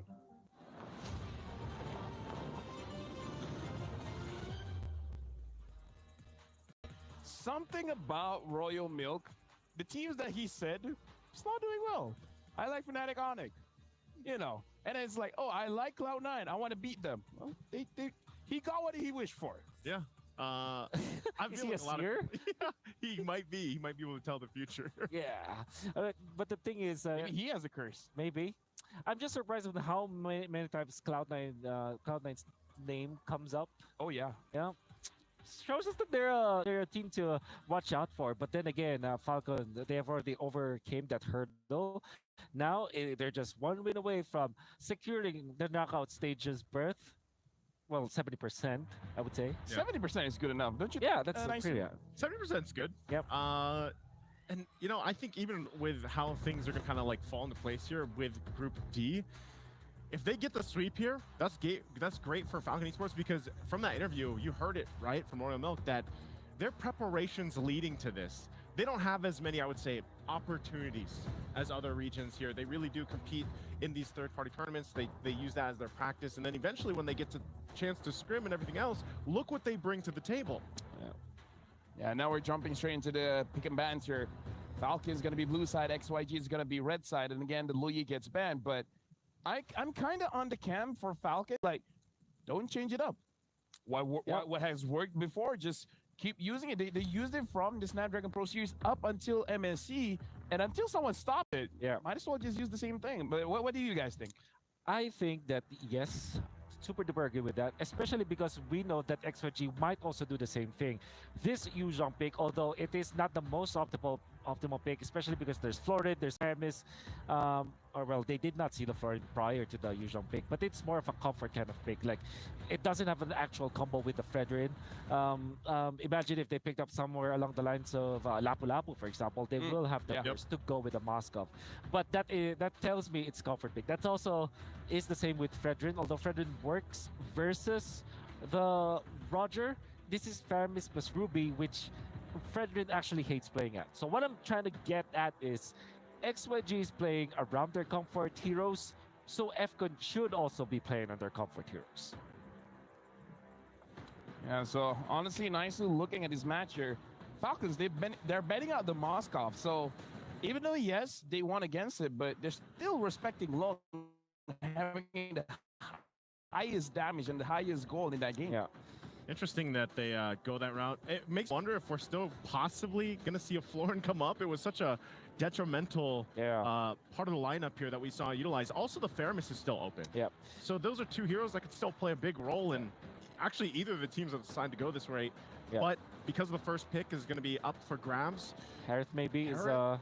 I mean, yeah, oh, very, yeah, natural. that is- Very natural actually. And then you answer this typically with Roger, but yeah, Roger's available. Yeah, maybe XYG. Roger Valen. Roger Valen looks really good. Another hero is the Fredrin, which in this case now is a legitimate answer to the Harith, and XYG showed us that they're not gonna think twice about picking that hero up. Picking up both Rogers plus Fredrin is not that good because you can reveal a lot. So maybe Edith plus Fredrin, perhaps. There it is. There it is. Wolf Wolf always calling. on point. He's good. I'm sure that his glasses has screens inside of it that he has like 5 seconds ahead or something. I'll say that so far through the group stage, I don't know what Wolf's percentage is, but he's pretty on point. And 120%. Thank you. 120%. 120. Thank you. Like I said, 120%. 120. Wow. Like meaning to say, the draft that he got wrong, he was right. He was just right too fast. Yeah, that's right. It's gonna be in a knockout stage, so he was drafted for that one. I take that. I take that. Yeah, so now for That's enough for me. Do you get the Ruby or the CC now? I think CC. Oh, Roger, obviously. Roger Farmers. Farmer's still open. Oh, Is this. I hope XYG picks up the Valentina because now they have access to the Fermis. NetherRealm, yeah. NetherRealm Fredrin is great, and it's great versus the Roger as well, right? That's because Roger hates playing against the Fermis. I think part of the problem the last game was they locked in the Fredrin early. Yeah, I like agree. they didn't have to pick it up that last pick with the first phase. Oh, whoa! This is interesting. I mean, whoa! Talk about early, right? Talk about early. Like Man. you would assume Bruno getting banned in the second ban phase. Oh, you don't expect man. it, right? So now I'm guessing. Oh man. I'm still saying the same thing from the last game. I'm surprised with their last pick for the first man. phase. Same thing for this No, game. no, This no. is- No, I feel like because you said that, it's like, you know what? Hold my coffee. No, hold my rock star. Oh. Oh my Rockstar. Let Oh me my let Pepsi. me show you my third Oh. pick. All right. Oh man. This I is- wonder how the casters are reacting. You know, I am confusion. you're Yes. You did say that's gonna be the theme for The today. theme for the Today is gonna be confused wolf, but Yeah. let's jump back into the draft here. Yeah. Marad's getting banned now. We have to consider that the Valentina should be banned here, right? It has to be. Yeah, Has it to has be. to be. It's great. Oh man, the XYG. There it is. Oh my goodness, this is absolutely a mistake. I would say this is a, when you're playing chess and then there's a game review where it's like a blunder or something. Yeah. This is definitely a blunder from XYG because surely I understand why the Bruno will be picked up. And like I said, FCON might not even be thinking about the Bruno. The slot where the Bruno was picked. I mean, who would you think? Carrie, Claude, Beatrix, Nathan. There's 5 more marksmen that you'll think about before you get into the Bruno. Before you get to the you would consider Ruby before Bruno. That's also true. Oh man. Because especially against, the Harith. Exactly. Like, Especially against the Harith. Like, early where- game, yeah, sure. Like first 2 minutes of the game. Level 1 is great for Bruno. Yeah. But once the Zaman Force especially comes up, Yeah. how do you play against that? And 2 minutes go by fast. And the Faram is ult as well. Freya banned again, but at least this Oh time my the CC God. got banned. Now here's the thing: Royal Milk. If he doesn't get a CC, he has one more hero, and that's the Yuzong. Yuzhong. So that means that XYG might be pressed to pick up the Yuzhong now, which then reveals the Edith. Oh my god, this is literally the same success step. I would say just pick up Lapu Lapu. I think it's much better. Give up the Yuzhong. You're pretty much set for that. Maybe You got your reach now or something. yeah. Maybe just go Vexana again. I don't Vexana. know. They don't have that many options when you look at this. Valentina was Aurora? Novaria. Aurora? Or Aurora's perfect versus Yeah. both Roger as well as the Aerith. That's great. I want to see your depth. I mean, if this is elimination game for you, just you pick up the Bruno anyways. What's another crazy pick, right? So Yuzhong. yeah, they indeed got pressed to pick up the Yuzhong. Yep. All right, that's Oh what we man. expected. Oh man. Oh man. The question is, what does Royal Milk pick up now? Because the type of guy that's the farming kind of heroes, or we're looking at the Vendetta, the Paquito. Yeah, maybe- Benedetta is great. Maybe even the Lapu. Paquita was also amazing. I think I'm thinking Grok actually for FCON, but at the same time, I love the Lolita. It's great versus the Bruno, decent versus the Edith. Ruby is also one of those heroes that Fredrin doesn't like to play against. How about going back to the oh yeah, there you go. The Minotaur and the Ruby. Minotaur plus. Dude, This is difficult. long team fights, right? Long team fight still, Oh, because man. there's still some healing Oh man. from the Minotaur. Go Odette, pick up the Winter Crown. You're not that scared about the Mino Fury as well as the Ruby. That's the only option here. Otherwise, you're pressed to go Vexana. You're saying that because they need the damage? Yes. They need tons of damage. So it's not about crowd control here. It's not about, you know, like lords. No. Come on. You need a swan song. You need a swan song, because how much damage does Worldy do? Not that much. Not that much. Not that much. Yeah, actually, some, you know, Benny Cutie just uses it for the stacks, actually. Stacks, yep. Whew. It's a tough decision. What is it going to be? Novaria. Novaria. We did say that Novaria can be picked up. It does have damage, but then you have to scale up. You need some items. You need a few other things for them to work out. So, oh man. For the casters, letting you guys know the draft has finished, and I'm pretty sure you guys heard our analysts, their opinions on the draft. We're gonna throw it to you guys fast. Give you guys a little bit of time to digest. But what do you guys think about the draft? We're throwing it over to you.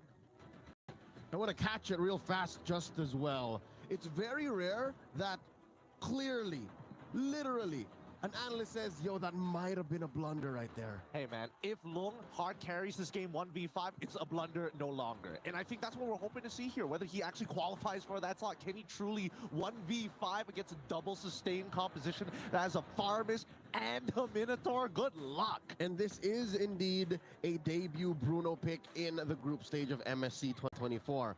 And there's a reason why they call him the International Marksman. It's because he's one of the carries for his team. So if by any chance we don't have the comms, but we can only assume, hey, coach, give me that Bruno, then it could be one of their only ways that they see they can take down Falcon. I like double insurance policies, right? I think that E1 could have gone for the Vexana if he wanted to. I would have much preferred the Farsa. Wow, he just ate that. He walked up and just ate that. In astral form too. Oh boy, that's interesting. Don't see that happen very often. But overall, I do agree with the analyst. I do think it might have been a little bit of a blunder. So I'm hoping that Long really shows up here, and he's going for Master Assassin. So I'm glad that he's trying to win his lane. Checking in again. Ooh, it's a good amount of CC from Kid X again. That's how you build Bruno, folks. If you want to try Bruno, if it works out, then you double down on it. Interesting to see that Falcon Esports still committing onto that Ruby. They really like the Ruby. Yeah, they do quite like the Ruby. I mean, it's all about sustain, right? CC, Ruby generally does the same thing. You're looking for that pick in that backline. You're trying to clump them up as much as possible, and then you just, instead of like raw tanking it, you just have enough spell vamp to keep yourself alive. And I think that for now, Dax, I mean, not going to find that first blood just yet, but it looks like the mid duo is really struggling here from XYG. Up top, you do see these two gold laners taking their time. Not much of action just yet between Benny and Long. KLVJ dueling against these two. And he does trigger the Shah Essence there. Royal Milk gonna wail away. Get some gold from this tier 1 down bottom. Really good read coming in from XYG. They respond to the potential dive here, and KLVJ honestly doesn't take too much damage. His team bails him out of that situation, and if they can find PX7 here, that'd be the most ideal just before he hits level 4. You can feel the urgency of these mid laners. They want to go and get that level 4 sooner. Kel? Huh? I mean, Kale's in a lot of trouble here. At this point, he's not going to have enough life to even use the Black Dragon form. And then the Flicker Force from Royal Milk into the Defender to find first blood. That's great, but he wants that level 4. But no Fury already comes up inside of Kid X, and they've already found a god. Young Zed is going to be the next to fall. No like Impounders reset from Dax, unfortunately. Walks away with 1 HP and a dream. XYG. The wrath of Falcon Esports. They didn't expect for them to be this aggressive. Now look, Dax attempting Grand Theft Purple. Can they get it? Does have a retribution. Oh yeah, Petrify's already come out as well. KLVJ quickly into the Black Dragon form to get himself out of there. And this is why the double sustain is annoying, right? PX7 just bails them out when things get really tight. That's it. Dax has 1 star now. He committed Grand Theft Purple successfully. Got away with it too, with impunity. Same story still up top. Gold-wise, that is Falcon Esports up by, wow, a whopping 2,000 gold already. 2 kills, a turtle, And I wonder how much of that is on Benny.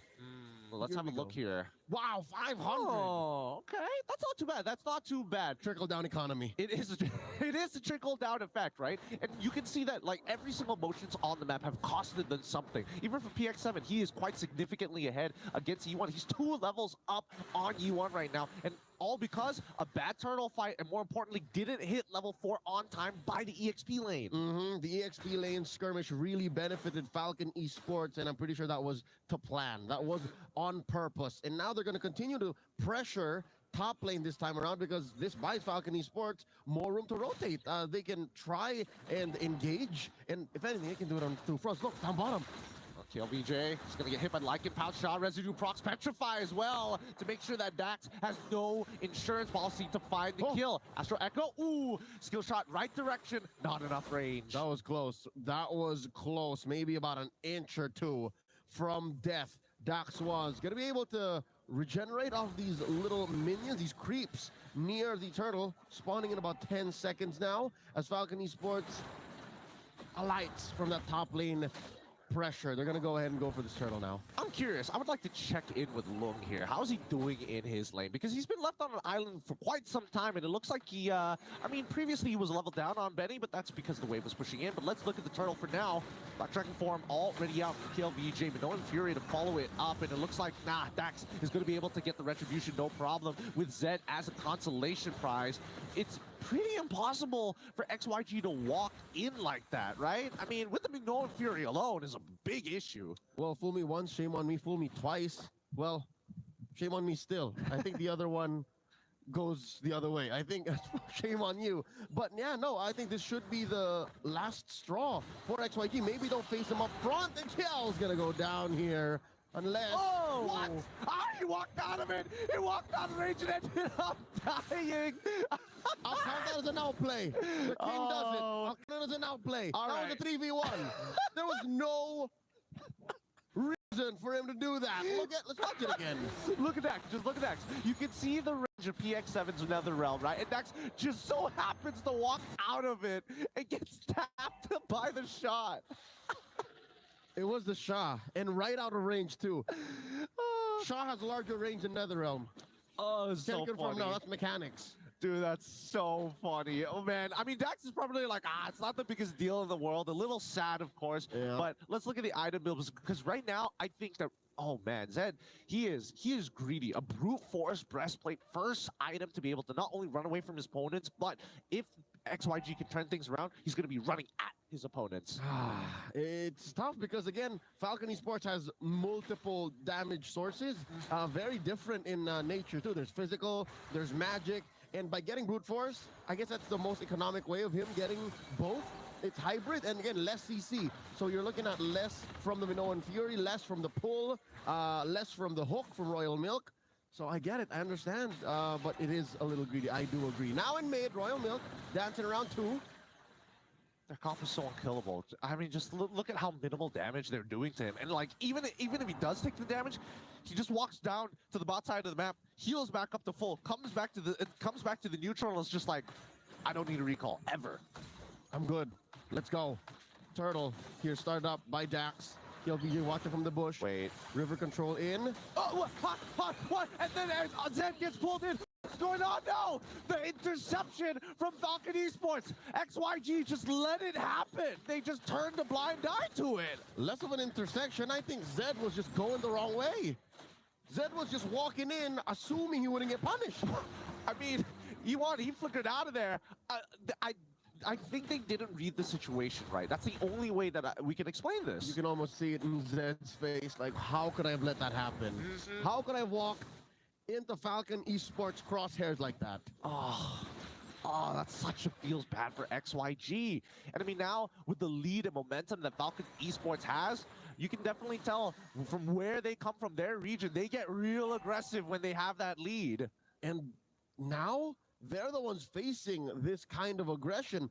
Again, folks, as a recap, in the finals of the China qualifiers, XYG swept their opponents. XYG swept KBG. So this here, this is the other side of the coin for them. Now Royal Milk, 3v1. Oh, Royal Milk, saved by PX7. Oh, Royal Milk, he almost made the mistake.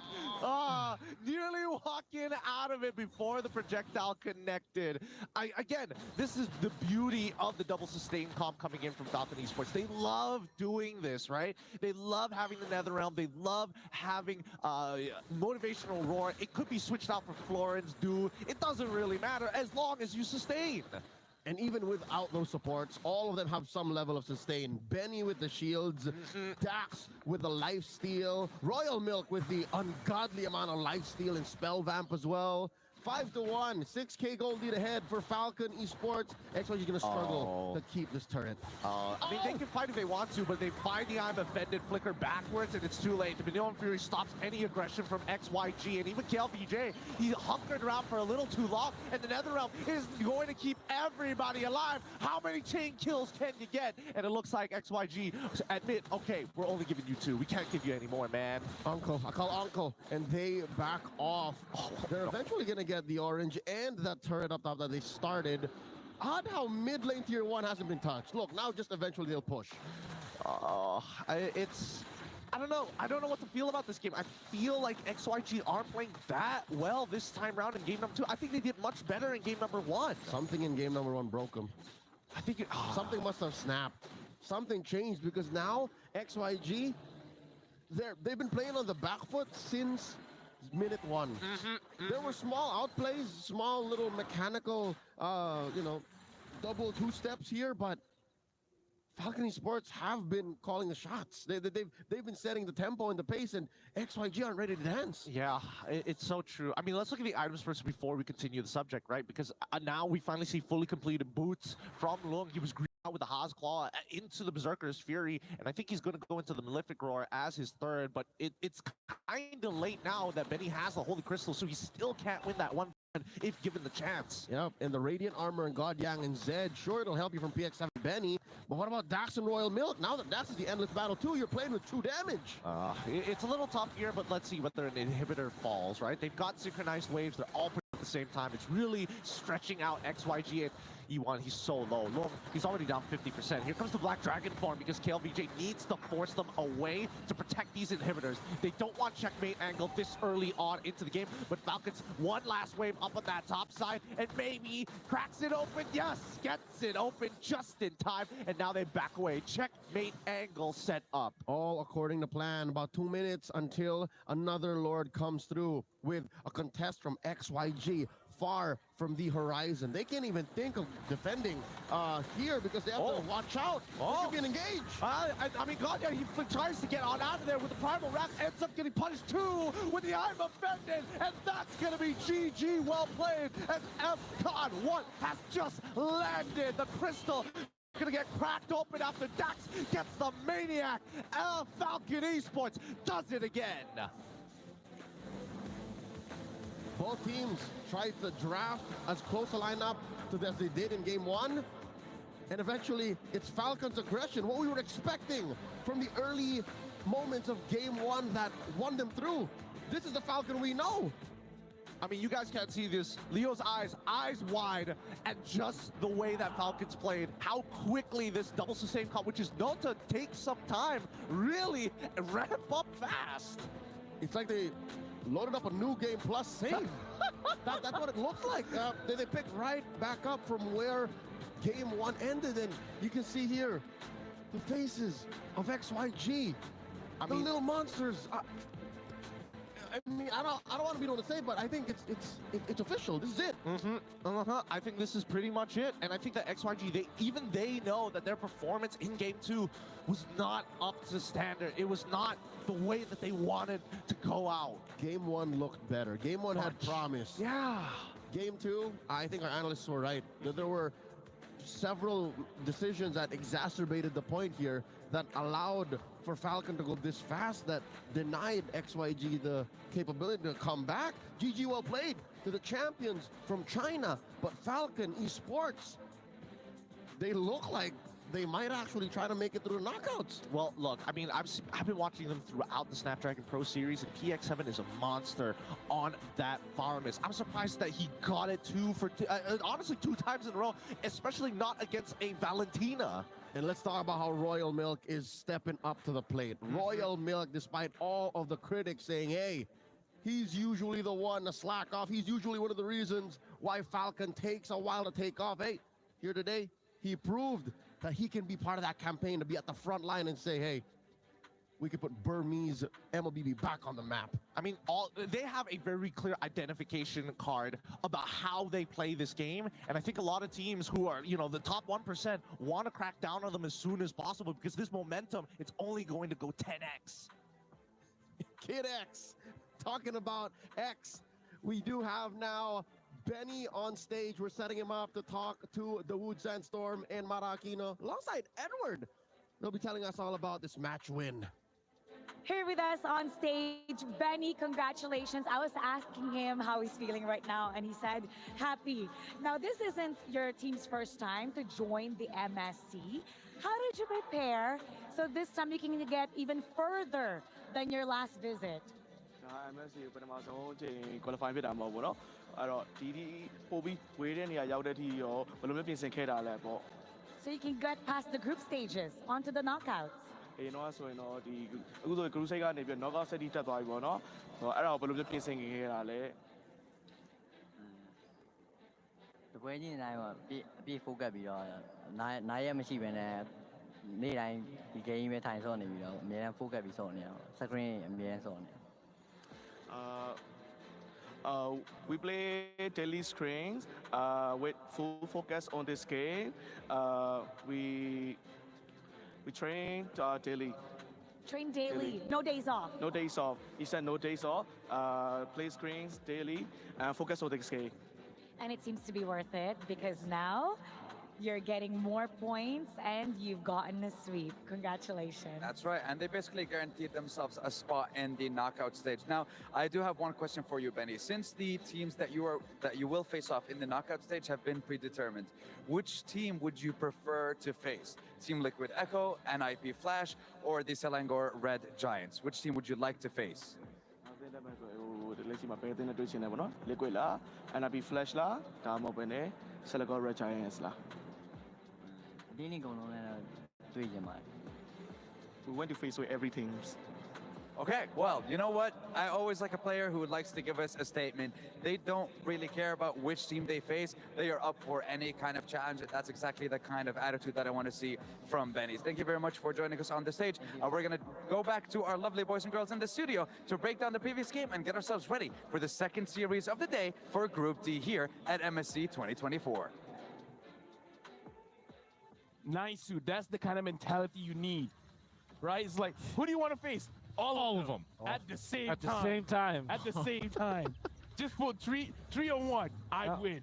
I'd win. I'd win. 3-on-1, I'd win. Wolf. I'd win. Let's talk about this game, by the way, because I believe that here we have an agreement that this game is won and lost because of the draft. Oh. Yeah, and as we are watching the highlights, this is merely an evidence of what we were saying during the draft. Unfortunately, it was difficult. There was a time where we're looking at the items, Long as well as Benny were just battling out up top, but Benny was ahead for 1,000 gold over his lane matchup. Dax was essentially freely running across the map because of the Faramis as well as the Minotaur. If there was a Faramis, if he is about to die, Faramis ult is up.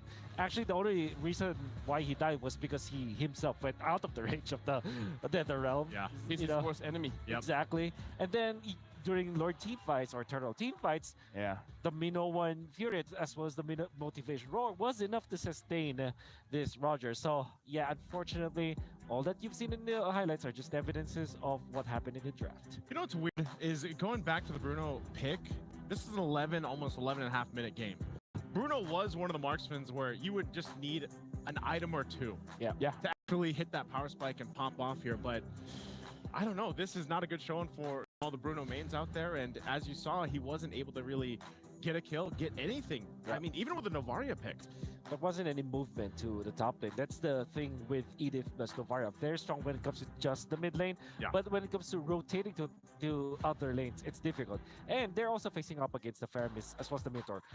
You might not have seen it in the highlights, but during the game itself, and you can review this, the lane was frozen against the Novaria for a long time. That's why the Novaria didn't have enough impact as well as the Edith, because they can get out of their lane just because of how strong the Faramis as well as the Minotaur is. Crazy how even here in her astral form, the Minotaur is able to knock her up, and then damage full on coming in from Faramis. Yeah, that mid lane was frozen for who knows how long.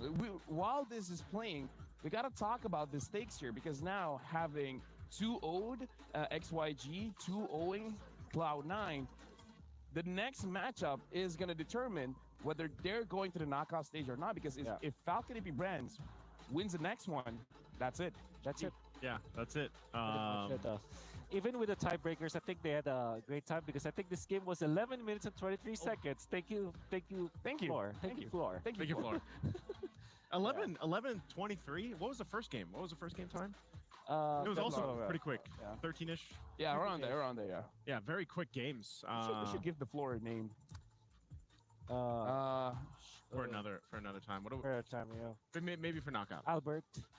I'll go with Albert. Right. I'll go with Albert. But for now, we got to look at the Sony match MVP of this game. And you know what? The choice is all over the place. Like, this is an amazing showing coming in from Falcon Esports. Looks like it's Royal Milk, where Neil was talking about him a lot. There was this jump where he did the flicker. He gets the level 4 after quite a while, and KLVJ might have not expected that. With just the flicker and the I'm offended was already enough. I think when you look at this lineup too, Royal Milk, Ruby back to back. Yeah. Even the Faramis back to back. You know, we heard this now time and time again. Like, how do they keep getting these strong picks and utilizing them really well? Yeah. But that's just the experience that they have. I definitely agree. This double snag mechanic as well with I'm offended as well as the Shadow Stampede. Hard to move, definitely. So even makes it so that Fredrin is unfortunately not viable in that game. Both games, in fact. Here's the thing. XYG is likely to be eliminated. They have, what, 1% chance of survival. But while we're on this, very quick one, I'm going to ask the analysts, how would you guys describe the play style of Falcons Esports after watching that game? Oh, they're crowd control centric. They're good with their box, and they're definitely late game centric. I think the only outlier is this previous game. One, yeah. But when they faced up against Cloud9 in the first game versus XYG, they really want to take it to the late game, and they want their crowd control. And it seems like sustain is key for both games that we've seen. Yeah. For me, I would say, you know, from what we've seen from the region before in the past, it's almost the same resemblance of that. They like to play very aggressive, but if they have to go to the late game and possibly turn things around, then that's in their pockets as well. But if they can finish in under 12 minutes, why not? They're the comeback kings so far, right? 3 comeback games. So I think we can crown them the comeback kings so far in this MSC. And now we got to look at the STC play prediction results here. What did you guys see? We gotta check it out in terms of the numbers. 68% said that Falcon Esports was gonna win. 32% thought that XYG was gonna win. And I gotta say, who was I voting for again? You were voting for XYG. So was I. My bad. You opposed me. My bad, fam. My bad. Maybe I'm the reason why. You know what? My bad. It's on me. But speaking of which, for you guys at home, your opinion matters. Scan the QR code and let us know how we can improve our broadcast. What would you name our assets? Because the floor is now called Albert. Yeah. What do you call a telestrator? Albert and Bob. Bob. All right. The telestrator is Bob. All And with that being said, we're about to go to the second match of the day, which is going to be Falcons AB Brand going up against Cloud9. But before that, we're going for a short break.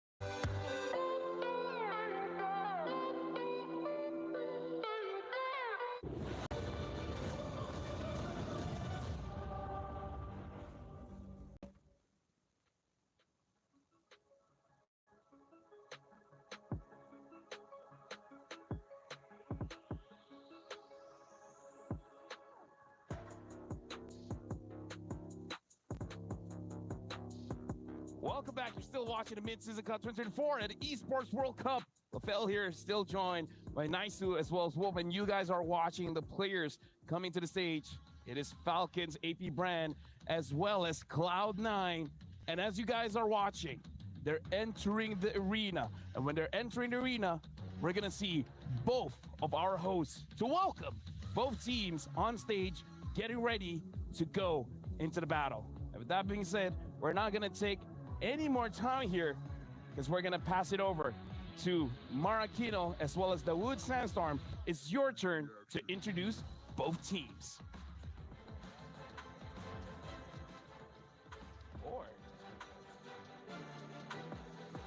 The Amazon Arena is set to welcome the second teams that will headline today's second match. That's right, and it is going to be the reigning world champions taking on the pride of NA.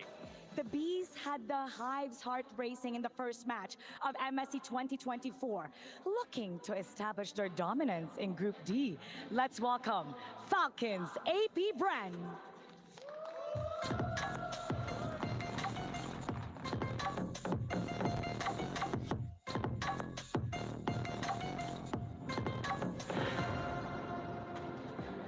Falcons AP Brand have a high chance of qualifying for their knockout stage after their 2-0 victory over XYG, and now their opponent waits to see if it's going to be another sweep or if we're going to have another upset or surprise today, Mara. Qualifying for the knockout stage gives them one step closer to completing the only title, international title that they don't have yet. They've gone on a world tour collecting trophies, and the MSC 2024 is the only one that they have yet to get their hands on. And on the other hand, we have the pride of NA looking to get their redemption here at the MSC stage in the Amazon Arena. Ladies and gentlemen, let's welcome the second team participating in the second game of the day. It is none other than Cloud9.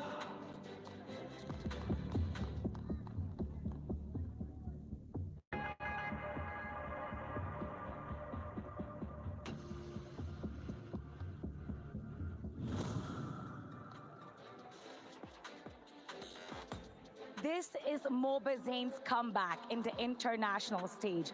The first time he was introduced to the world, he captured the hearts of MLBB fans. And since M4, he's back for vengeance to show us more. And when we're talking about NA, they are looking to redeem themselves because ever since M3, NA has not been having the best time when it comes to international tournaments. And this game right here against Falcons AP Brand, the reigning world champions, would be one heck of a step to take on that road to redemption. They have a lot to prove, and they want to redeem themselves from their last performance. So how about let's get this match started? Let's do exactly that by starting over and heading over to our lovely ladies and gentlemen in our studio. Boys and girls, take it away.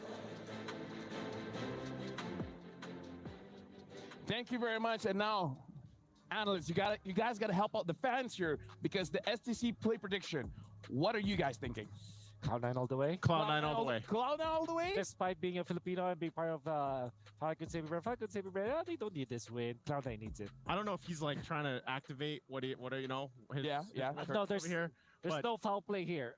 Cloud9 all the way. Hey, I'm half American, half Filipino. So, but I'm gonna go with Cloud9. You know what? For you guys at home, make sure you guys lock in your predictions at stcplay.gg right now.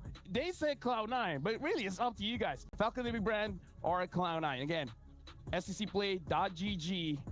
Heard it from you guys. No biasness, of course. No biasness. How about you? Me? Yeah. Who you signing with now? You know what? I agree with our analysts. Cloud9. Cloud9 all the way. Cloud9 all the way. But yeah, let's talk about this. Why does Cloud9 have a chance? And what does it mean if they get a 2-0 here? Okay, I think when it comes to just raw pound for pound achievements, obviously you're gonna be favoring Falcons AP, and they have stellar. Their coaching staff is experienced, their players are experienced. They are the world champions, so it's definitely difficult. Now, what can Cloud9 bring to the table? Honestly, I think it's the understanding of the meta game, perhaps because of how Falcons AP played before in the finals of the MPLPH. You're gonna have some doubts because they gotta play very slow compared to what is expected in the meta game. Also, maybe this time MobaZane can bring up fighters instead of going for assassins and utility junglers. Maybe the fighters like Alpha. Maybe he hicks up the Roger. He's one of his favorites. I think for Cloud9, anybody rooting for North America here to pull through groups and make this miracle happen, because that's honestly what they need. Yeah. Biggest thing was learn from the mistakes they made in their previous matches. Learn from that, adjust from that, and then hopefully, I think even when you go to the draft, have a better draft here, because I know you mentioned this, Wolf, the play style from Falcons AP Bren, they're known for playing a little more slower and controlled utility junglers before, but now it's changed. Yeah. And they've refined that style, I feel like. So for Cloud9, and based on all their scrims and everything they've done so far, I'm hoping that they are able to get a favorable draft and then can just improve what we saw from before from them. If I'm Cloud9, I would worry because I just saw this thing called the round table, and then there's this guy, this host guy, like a stoic kind of guy, Nasu or something. What's Joseph? His name's Joseph. Joseph, yeah. He was talking to Falcons AP Brand, and then they were saying, "We love it.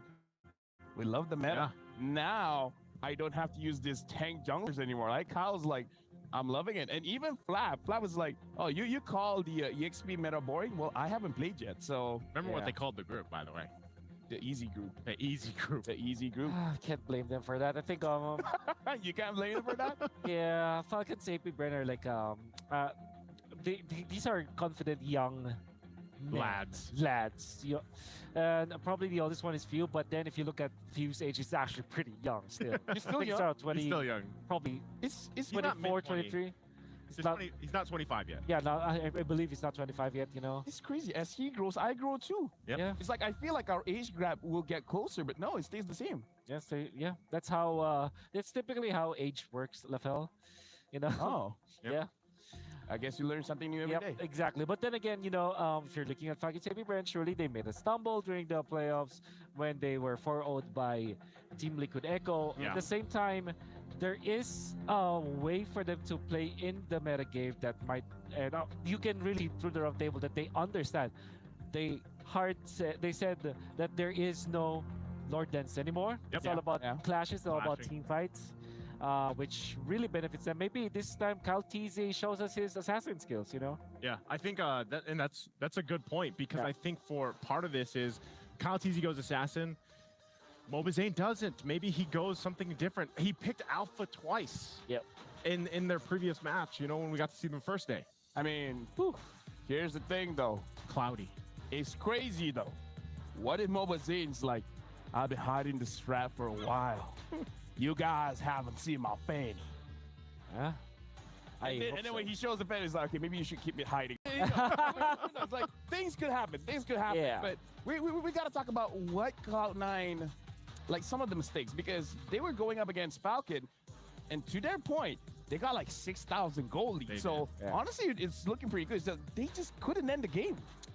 Yeah. So going up against Falcons every brand, maybe just try to end the game. Lock on the base. Well, Lock on the base. Lock on the base. You see heroes and you see base. Attack the base. Hey, Falcons AP brand are notoriously known for not also being able to close out games. They are. So maybe we see an endless game. Maybe we go 30 minutes. Yeah. Maybe we go 30 plus minutes. Exactly. Okay, now it's your turn. Your turn. Wait, It's my turn. How long does it need for the Lord to get the full stack of the penetration? Oh, I thought 10 it was. seconds. No. Like how long in the game do we need? I think there was a figure that was like patches ago. I can't remember anymore. But yeah, there was a cap.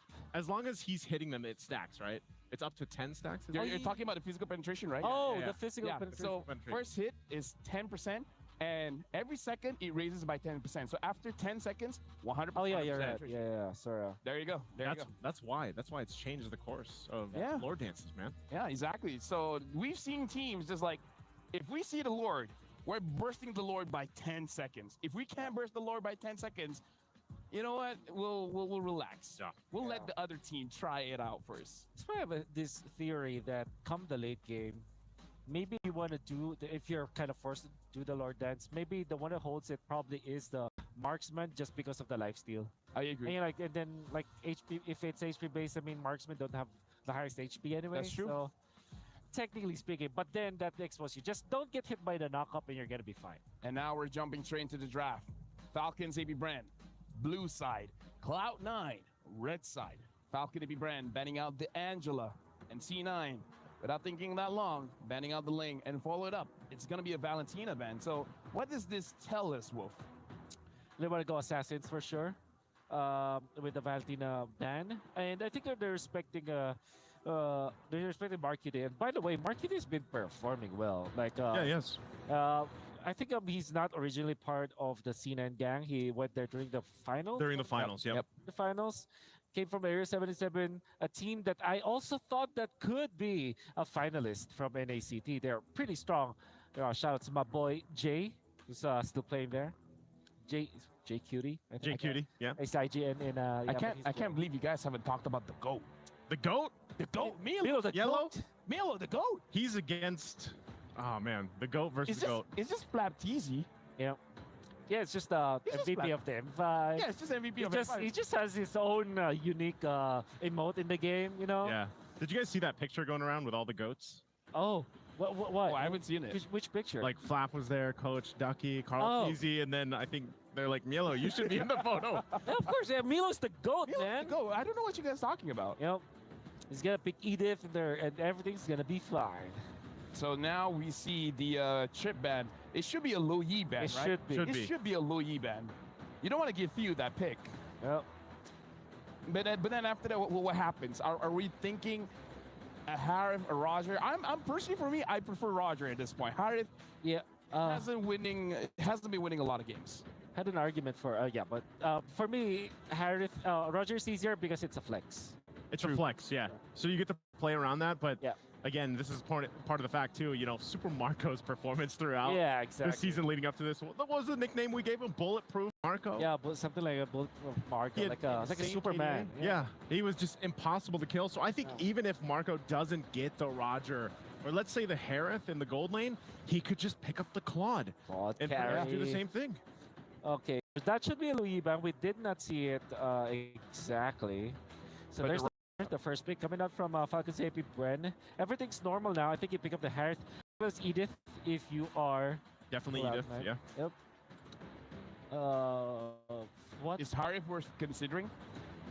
Oh, yeah, I think with all due fairness, I think basic plays a mean Harith. So that should be a... And you obviously don't want to give both Harith and Roger to Falcons AP Bren, right? Oh yeah, that sounds like a bad idea. Yeah, it really is a bad idea. So you're better off just picking up. So which makes us think what is the actual pick that is combined with that. I'm thinking Edith just because it can be played by both Cold World as well as the GOAT Nilo. as well as anyone from Falcons AP brand. It's also, it's like, it's crazy when we come to the pick and bans. It's like you have to consider if the opponent can use it, you want to snatch it as fast as you can.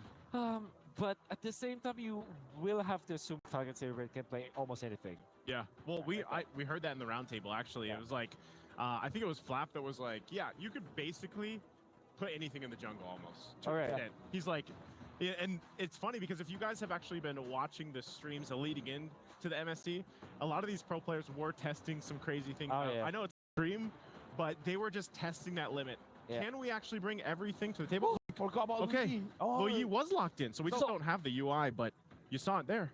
So this was Harith that was banned, I would say? Yeah, I'm guessing. So it looks like for Cloud9, they pick up the Edith as well as the Moskov.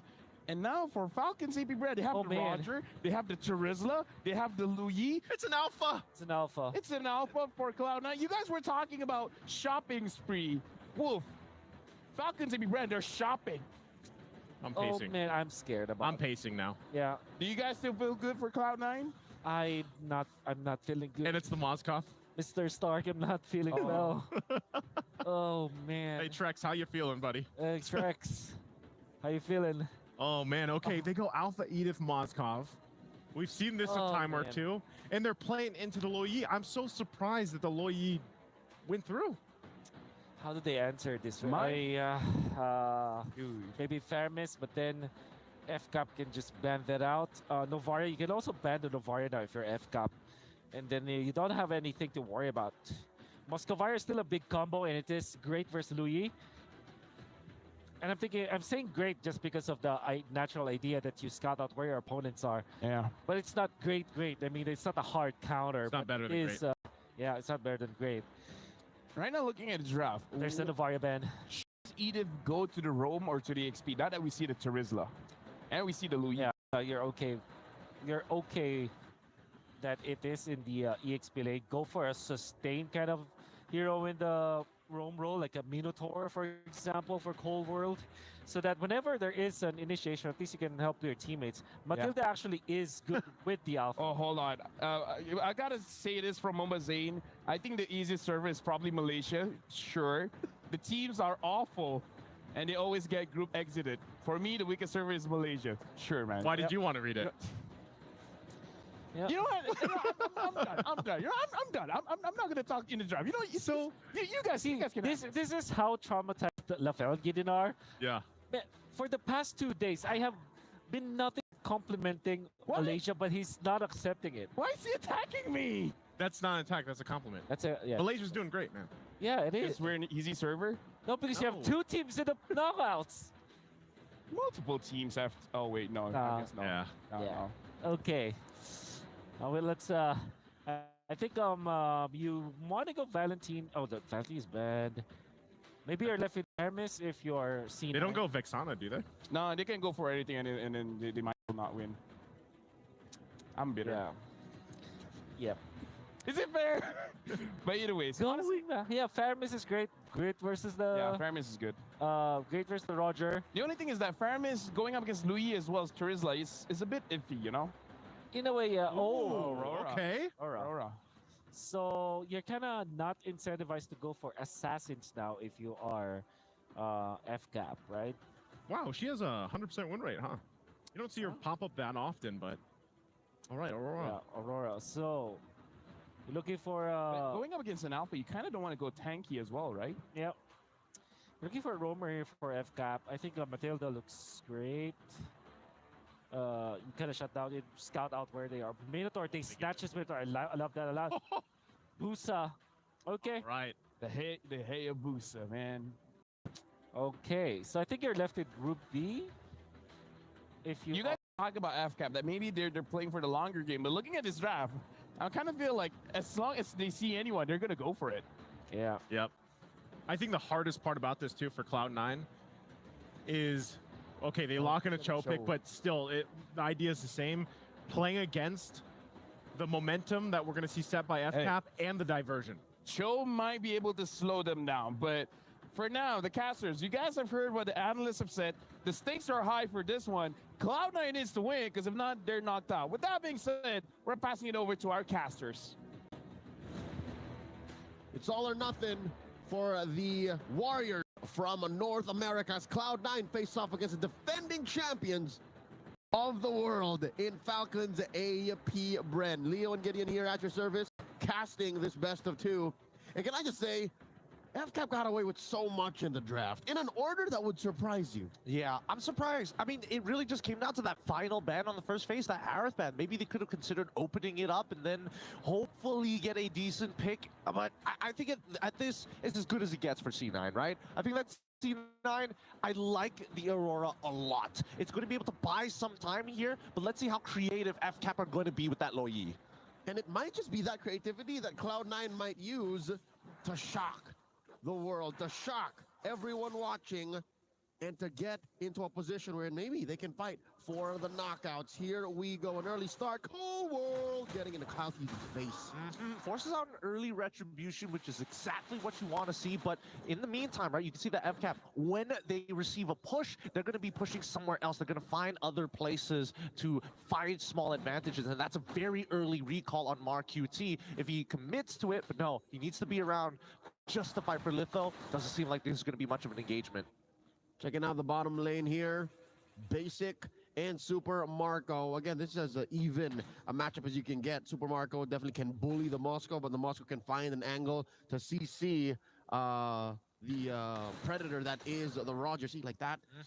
Checking out Mobazane's emblem of choice. That is a killing spree. Long time no see. Yeah, I think it's bold that he's going for killing spree here. I do feel like I don't think he's going to be able to snowball as hard as we would like to imagine. But then again, I could be entirely wrong. I think that C9 could just be pivoted towards playing around Mobazane then, rather than Basic, just to let Basic kind of sit on an island by himself. Because right now, his laning phase seems to be perfectly fine. No real bad trades coming in from him. Yep, it's an honest approach to the scaling.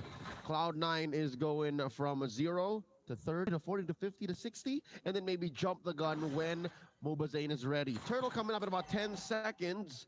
You can see in the minimap Kyle TZ playing around with his quad shadows. And is this right, Gideon? Can we expect for Kyle TZ to do this? A delayed take first, the purple, and then commit to the turtle? Because look, I think Mobazane is rushing it. I mean, he could rush it potentially, but I do think that there is a gank opportunity on the top side of the map. But for Kyle TZ's sake, again, he's an assassin. The early levels doesn't really matter. And I think even Mobazane recognizes that, right? As long as he is keeping level with Kyle TZ, these neutral objectives honestly don't really matter as much. Oh, Chris, aka Cold World, looking to reach level 4. He needs a kick. There we go. It's online. It's a fair fight.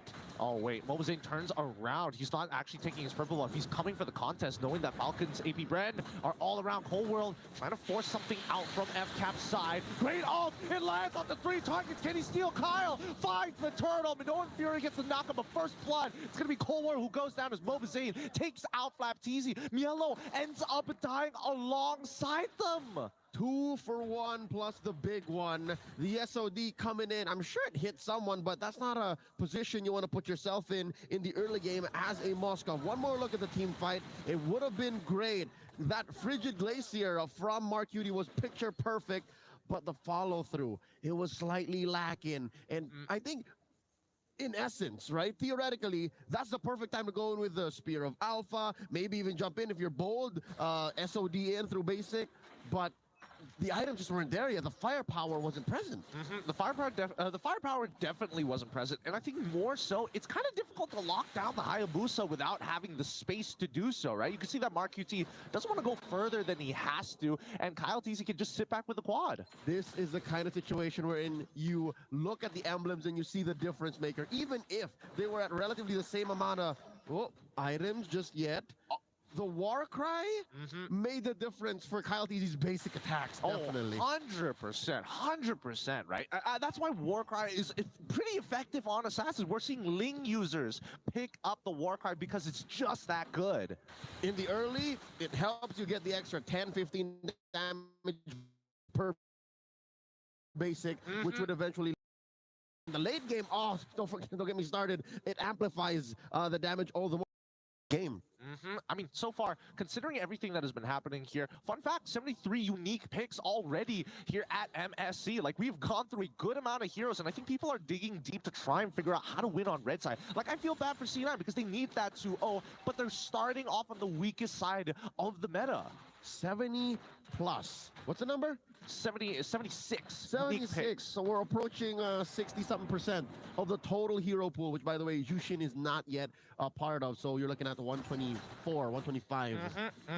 Second turtle started up already. Less than half health. Cold World jump in and get the kick. He gets a really good kick. They can burst him down. Oh, it blows up. And Kyle, now he has to be a little bit careful. He doesn't have his bodyguard no longer. But Super Marco can clean up a fight if he finds the opportunity. A great play from Cold World. His flaps easy. Now just peeling away at Mielo. He's too low to be part of this fight in Cold World. He's got nothing left in the tank. So C9, this turtle dance, kind of looking a little different. Flicker forward coming in from Flapteasy to get the penalty zone, but it looks like he's out of position with no follow-up and a backup. Kyle only gets the double here. Pretty good considering how everything panned out for Falcons AP Brand. That's deja vu for F-Cap. Another 2 for 1 now with the backline basic. He gets hit still. He dashes out of the way, but the dive is complete. The fast diversion from the side of Falcons AP Brand never misses. A fast break from coast to coast. They went and Basic didn't see that comment. I mean, he tried.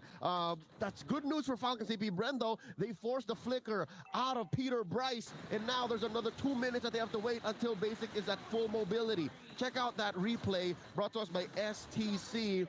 And all it took was an Oogie Shadow kill. And the sudden burst on Mobazane, and if I'm not mistaken, Cold World, to turn that all around, to make sure that Cloud9 disperses, sends Basic back into his lane, and give them a false sense of security. All this while, Falcons AP Brand, we're thinking of the next step.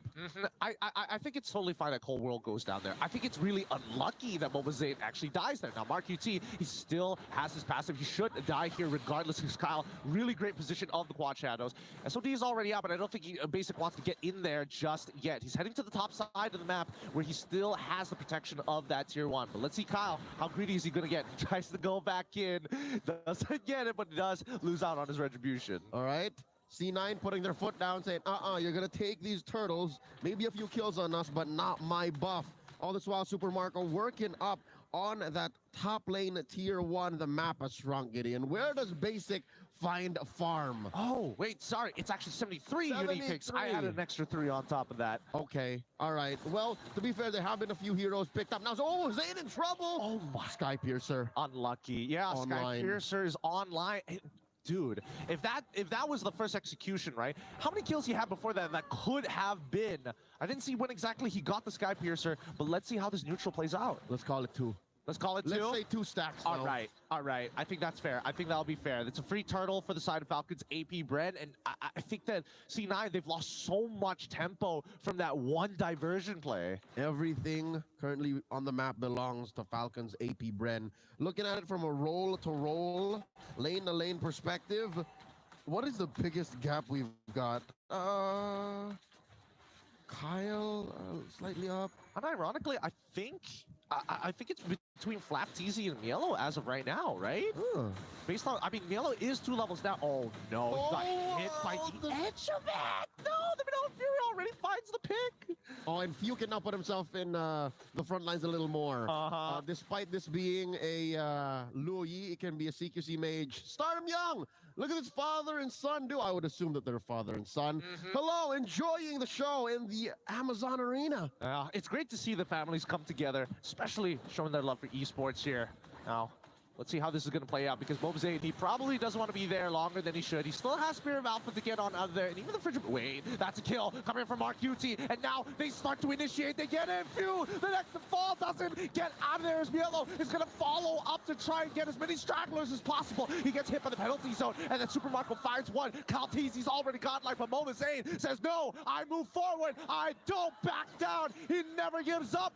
Oh my God, Cold World saves Mobazane's life with a flicker away in the dragon. Straight up martial arts. The kick into the spear, into the true damage from Beta. Cloud9 are here to play. They are not gonna bow down and take this lion down.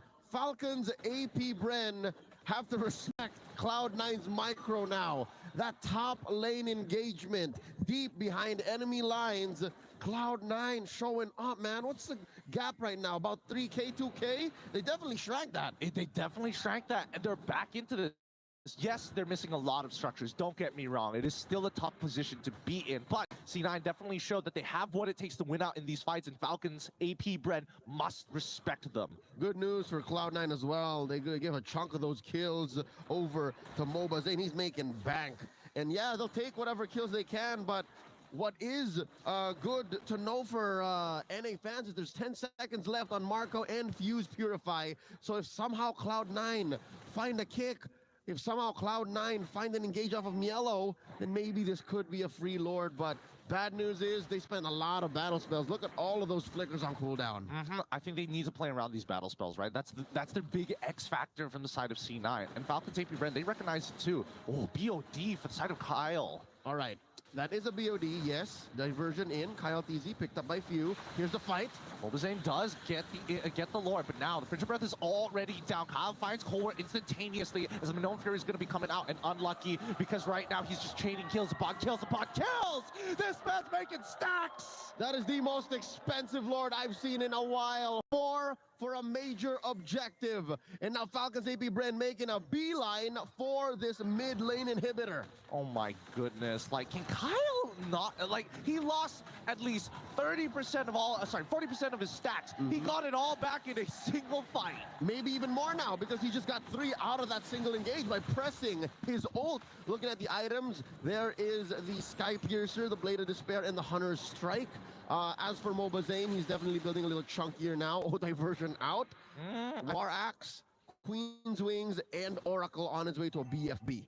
Interesting. I definitely think Colwell, I guess C9 called him off. I think Colwell was thinking the same thing that I was. He maybe could have gotten a single kick onto someone just as the diversion is completing, just to isolate one person. Yep, a kill is a kill for Cloud9. You'll take anything you can, but you have to consider a death on a member of Cloud9 now could mean suddenly an inhibitor lost. A death on a member of Cloud9 could mean suddenly Falcons AP Bren calls it the GG push and says, you can't defend without Mar, you can't defend without Cold World. And where does this put Basic, right? Basic is still scrounging for farm, man. He is down a level from Super Marco, and I don't know if he has the Wind Talker by now, rather the Wind of Nature, but he needs to survive the Yogi Shadow Kill. Yeah, I think the Yogi Shadow Kill is the biggest problem. It's chaining too much, and I think that Kyle TZ is just way too far ahead in the game, right? Just him throwing the shurikens alone is pretty devastating. It's gotta feel like a third of Basic's health at this point. He's on the way. So close. He has a Trinity, but he's still afraid of the Ogre Shadow Kill. And we're not even talking about Flap TZ. We're not even talking about Super Marco. This has been almost 80-90% of the game now, 12 minutes elapsed.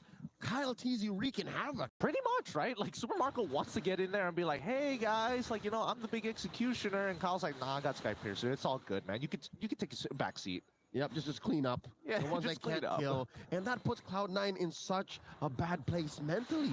Because they can clump up, feel the wrath of the Shadow Kill, or clump up, feel the diversion, the yin-yang, and even defending the waves. Looking at their way clear, Cloud9, Mark Cutie, and Basic are really their only hopes. Because if MobaZane puts himself in a weird position, then he's using Beta in his skill set to clear waves. He wants to get into the fight as soon as possible. Yeah, I mean, I think it's really tough because even so, right, it's not like Cloud9's composition is very fluid when it comes down to team fights. And they usually just want the traditional front to back, and ideally, they always want to keep moving forward. That's what's really cool about this composition. But Falcons AP Bren, with the addition of Kyle TZ, they have 4 members that basically hunker down in the fortress while Kyle is like, you know, throwing artillery at C9, forcing them to kind of spread apart because he's just that much of a threat. Yep, and of course, there's the penalty zone you're thinking about. 2 big ticket AoE ults from Ogwin and Flap now that they they find it outside of the map. They at least get MobaZane as well as Cold World. What a fast play from Falcons AP Bren. They did not see it coming. Basic saw it coming. He saw the diversion destination and he threw the SOD, but really there's not much you can do. As a Moskov at this point, again, 14 minutes in, big Lord in mid, top lane in jeopardy. This could be it. Oh, once again, they're going to be using Glacier very early on, but they're going straight for the Crystal. They're ignoring a majority of the members, and FCAP take this 1-0 against C9. Wow, Kyle, he is He's nasty. I thought it was going to be a Nolan game, but man, his Hayabusa is just as good. The fact that the Hayabusa can come in and out more fluidly than a Nolan can makes this dangerous. Again, I think between the pop-in from target to target, that might be Nolan's specialty.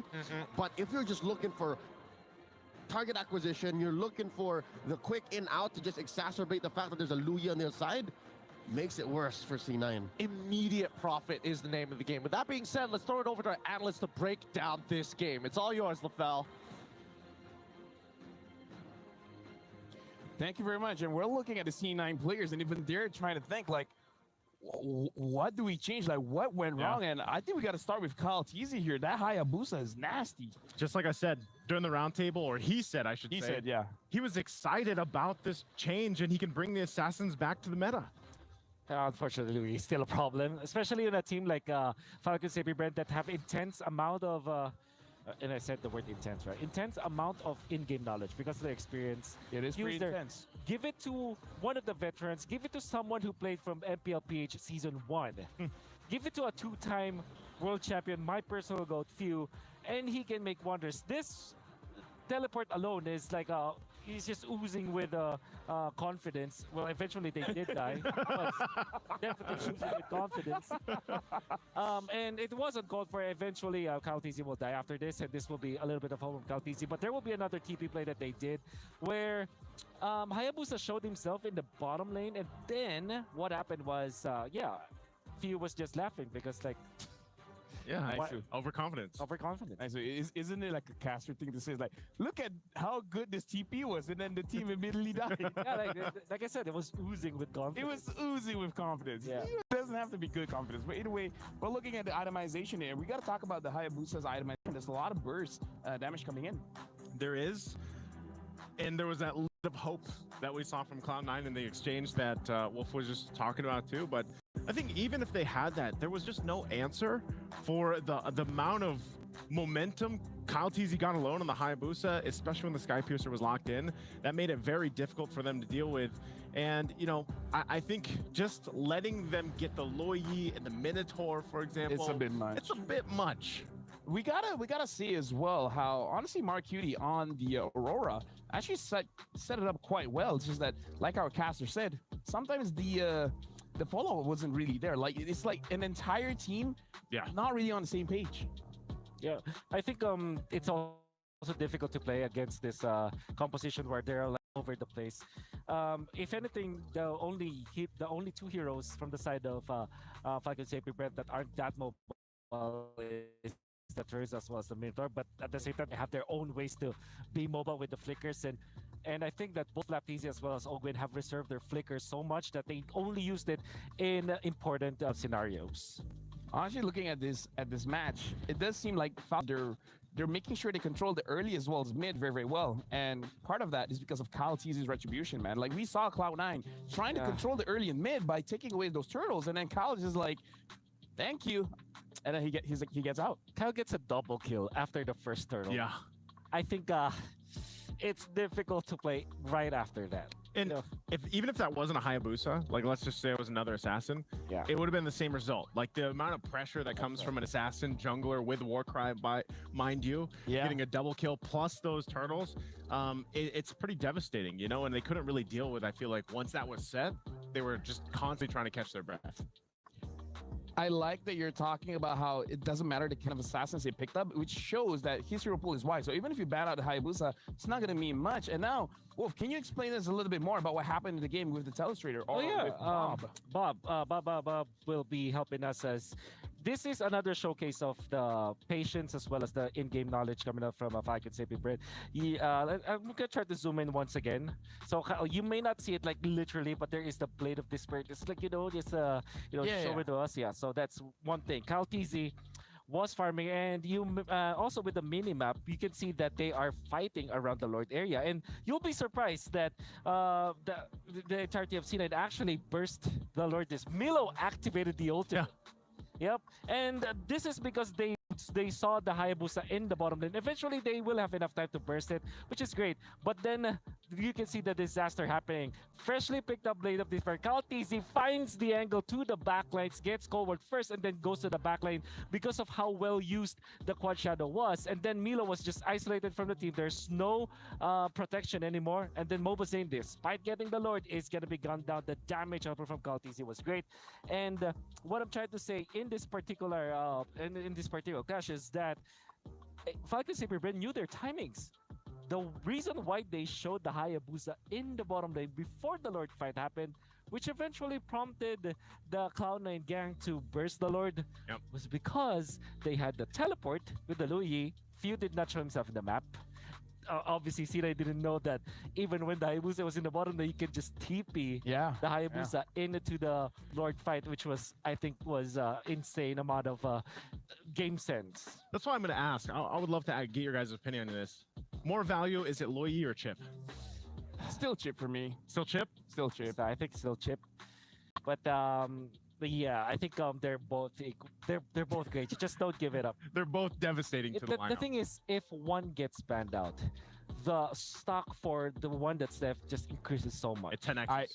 I agree. I agree so much. But now we gotta check out the Sony MVP of the match, and it's gonna be CloudTZ on that Hayabusa. So again, honestly, looking at the game, how do you stop him? That's the only question. Like, even though you have a Cho, you have an Edith, but it's almost like, how do you stop him? Well, pray for the first Lord fight to go badly in their favor, which unfortunately didn't happen. I understand why they wanted to go for the turn. To be fair, Mobazane's decision making to go for the Lord, I think that's a good decision on their part. But at the same time, they didn't know that that Ogwin was already level 4 in this case. Oh, they probably knew, but they didn't respect it. That's what I'm trying to say. The first turtle fight. Yeah, and for that, you know, again, when you're gonna go against this assassin, I don't know. Like, I'm almost just kind of scratching my head here, and I don't know if anyone else is, but like, for Mobazane, you're playing against CloudTZ. He locks in this Hayabusa. You know that he's probably gonna opt for an assassin. Is Alpha the only answer that we're gonna see from Mobazane? Oh, you know what? That's actually a very good question. Like, now we have to see what other options the Mobazane have, but we're still looking at our MVP here. And again, I saw like, it was like a 13 KDA. Yeah. Like, CloudTZ only died once, and that was an impressive showing on the Hayabusa. Now, gentlemen, we've heard your opinions, but I heard something special is coming up because both of our reporters, Steph Weezy as well as Eterna, they were able to talk with the coaches for both teams. So we're gonna hear from both of them, but let's check it out. Hi guys, back again with me, Eterna, and with me right now is Coach Ducky. Now, Coach, a lot of people are wondering, and I'm pretty sure a lot of viewers are also wondering, how is your preparation with Falcons AP brand this time around, especially coming against Cloud9? We don't really prepare for a particular team. We just, you know, train to improve, you know, our team chemistry, cohesion, and stuff like that. So just to answer your question real quick, we don't really prepare for a specific team. Yeah. Okay. Last question before I let you go. What is your message to Coach Midnight? Come on, man. Put on some show. All right. Thank you so much, Coach. We'll bother you later on again. But of course, we're going to throw it over to Steph Weezy. Let's go. Hi, I'm Steph Weezy. Anyways, listening to the coach, it looks like he doesn't have a specific plan for any of the teams. He just prepares the general plan, and then it works out for everyone. And to Midnight's like, come on, bring us a show. But you know what? Since Eterna threw it to Steph Weezy, you know what? I'll catch a throw, and I'm going to throw it to Steph Weezy. All right, guys, we are backstage. Coach Midnight, as his team is on the stage, getting ready to go up against their opponent, Falcons AP Bryn. I got to ask you, Midnight, how has Cloud9 been preparing for this battle? A lot of scrims, a lot of watching of AP Bryn games, and just having fun. Having fun. I think that's one of the most important parts, often overlooked. Well, for you, do you have a message you want to give out to Coach Ducky? See you back in Manila. There you go. See you back in Manila. Cloud9, good luck on your guys' journey in MSC 2024. But what does that really mean? I don't know what that means, actually. What does that really mean? I'll see you back in Manila. Sounds Like, aggressive, Midnight. Sounds very aggressive. Yeah, I think it depends on the time. Like, see you in Manila soon, or see you in Manila after MSC. Is he saying that both of them are gonna get eliminated? Yeah, that's what I felt too. Like it, right? Yeah, like okay, yeah. I don't understand, but yeah, sure. Is that That is him putting on a show. Is that confidence or negative confidence? Where's the aura here? That's negative aura, hey, maybe. What is the theme today? Confusion. All With right. that being said, just let you guys know, Midnight is a close friend of ours. You know, Yes, shout outs sir. to Midnight. Shout outs to Coach Ducky again. Both coaches are showing, I would say, charisma and enthusiasm for each other. But we got to talk about the games here for now, because going into game number 2 is definitely going to be an uphill battle for CLOUDE9. Must win. I think if they lose 0-2, this means that they have just literally forfeited their chance of getting the knockouts. Even winning the next game, they will have to wish for a different scenario. Maybe get it through the tiebreaker. So definitely a must win. For it's easy, the just win. boys. It's easy, just win. It's not that hard, you know. It's just like get a few kills, destroy some turrets, and then go to the base, and then just Yeah, how destroy hard? that too. Why is it? Why are they finding it difficult? Don't overcomplicate it. You know what, Midnight? Maybe you should let them. We won't go there. Don't overcomplicate it. It's like, you know. Okay. Get good heroes. Pick your hero. Well, maybe that's. I don't know. The alpha has to change, man. Yeah, but maybe the alpha has to change. What? Like a Balman? Yeah. Yisun Shin. Yisun Shin. You know what? Throw it You know back. what? I like that. Throw I it like back. that. Ranger. Oh, I like better. I like that Ranger. better. Actually, the Granger looks interesting because Give me some early game. Yeah, I think well, the revamp hasn't kicked in yet, but the upcoming Granger updates will be nasty. Dude. But it's not usable now, so. Great. What's the new spell that isn't a war cry? People. War cry? No, the one with that's Temporal Rain? Temporal Rain. Temporal Rain. Temporal Rain Granger. Yeah. Yeah. Okay. After you deal the Death Sonata, you're just yeah. You're moving and grooving faster. You're moving and grooving. You're moving and grooving. You may not get kills, but you're moving and grooving. At least you look cool. At least you look cool. Yeah, right? Sure. Whew. Okay. Yeah. Jumping into the draft, because the problem with drafting against Falcons AB Brand, because we heard the coach say it, they don't prepare a specific strategy for CLOUDE9. Meaning to say that they're not like, oh, against them we got to use the Bane, against them we have to use the Hayabusa. It's not that. It's like the draft is open because they don't prepare a specific hero for them. But CLOUDE9 seems like they prepared specific heroes for AP Brand, but they're working out. Now I have my opinions about like drafting as well as specifically for the alpha argument. While it's true that maybe they should not take alpha anymore, I think that conceptually letting go of a Lui is bad. Yeah, I agree. For CLOUDE9. I concur. Because not only is the Lui very strong, they also like to play utility junglers like Fredrins, for example, the Barats.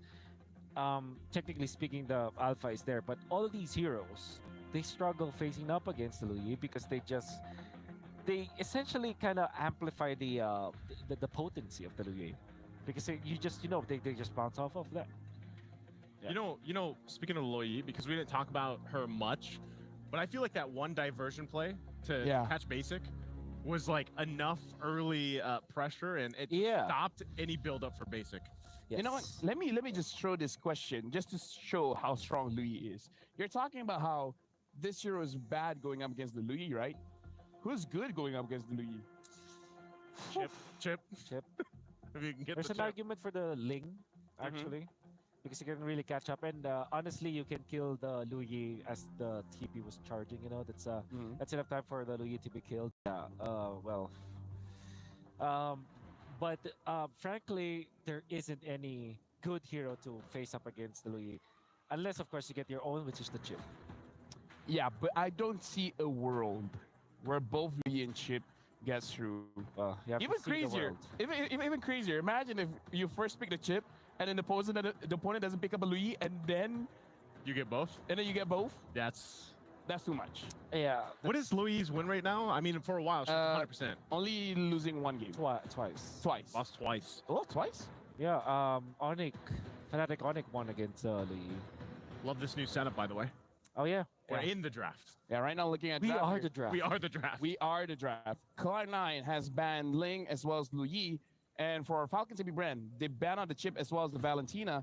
So again, it looks like Falcon AB brand, just like Wolf said, wants that damage dealer inside of the jungle. So Valentina is just not part of the options now for Cloud9. Yeah. So that means that you are prioritizing Harith now if you're Cloud9. Hopefully. So that means that you can ban the Roger now. It's crazy how C9's first pick and now they're banning the Louis. Yeah. We're seeing a lot of blue side Louis bans nowadays, huh? Well, we did see that in game number 1, Cloud9 passed up on Louis. Louis was actually third pick, right? It was open. It was open. They didn't pick it. It kind of tells me that maybe they're not that adept with the hero. You were talking about Hard, but what about Cloud9 picking up the Roger for Mobazine? Yeah, You talking about first pick? First pick, yeah.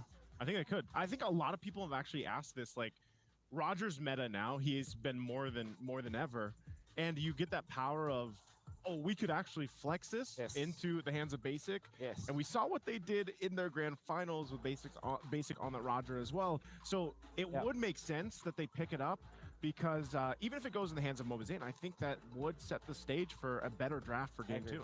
By the way, can I just say something for now? Because for Cloud9 to proceed to the knockout stage, they need 1 point win here. And XYG just has to get a 2-0 off of Falcons AB brand. Yeah. Sorry, Falcon. Falcons Esports, Yeah, Falcon Esports, yeah. So Cloud9 needs a one. They need one. And XYG needs the 2-0 for there to be a tiebreaker. Yeah. Edith Roger just makes a lot of sense now for FCAP, right? Wow. 0 win. Oh yeah, no, it's just not. The Harris though. Yeah, Harith. Hairstyle? Harith. Yeah, Harith.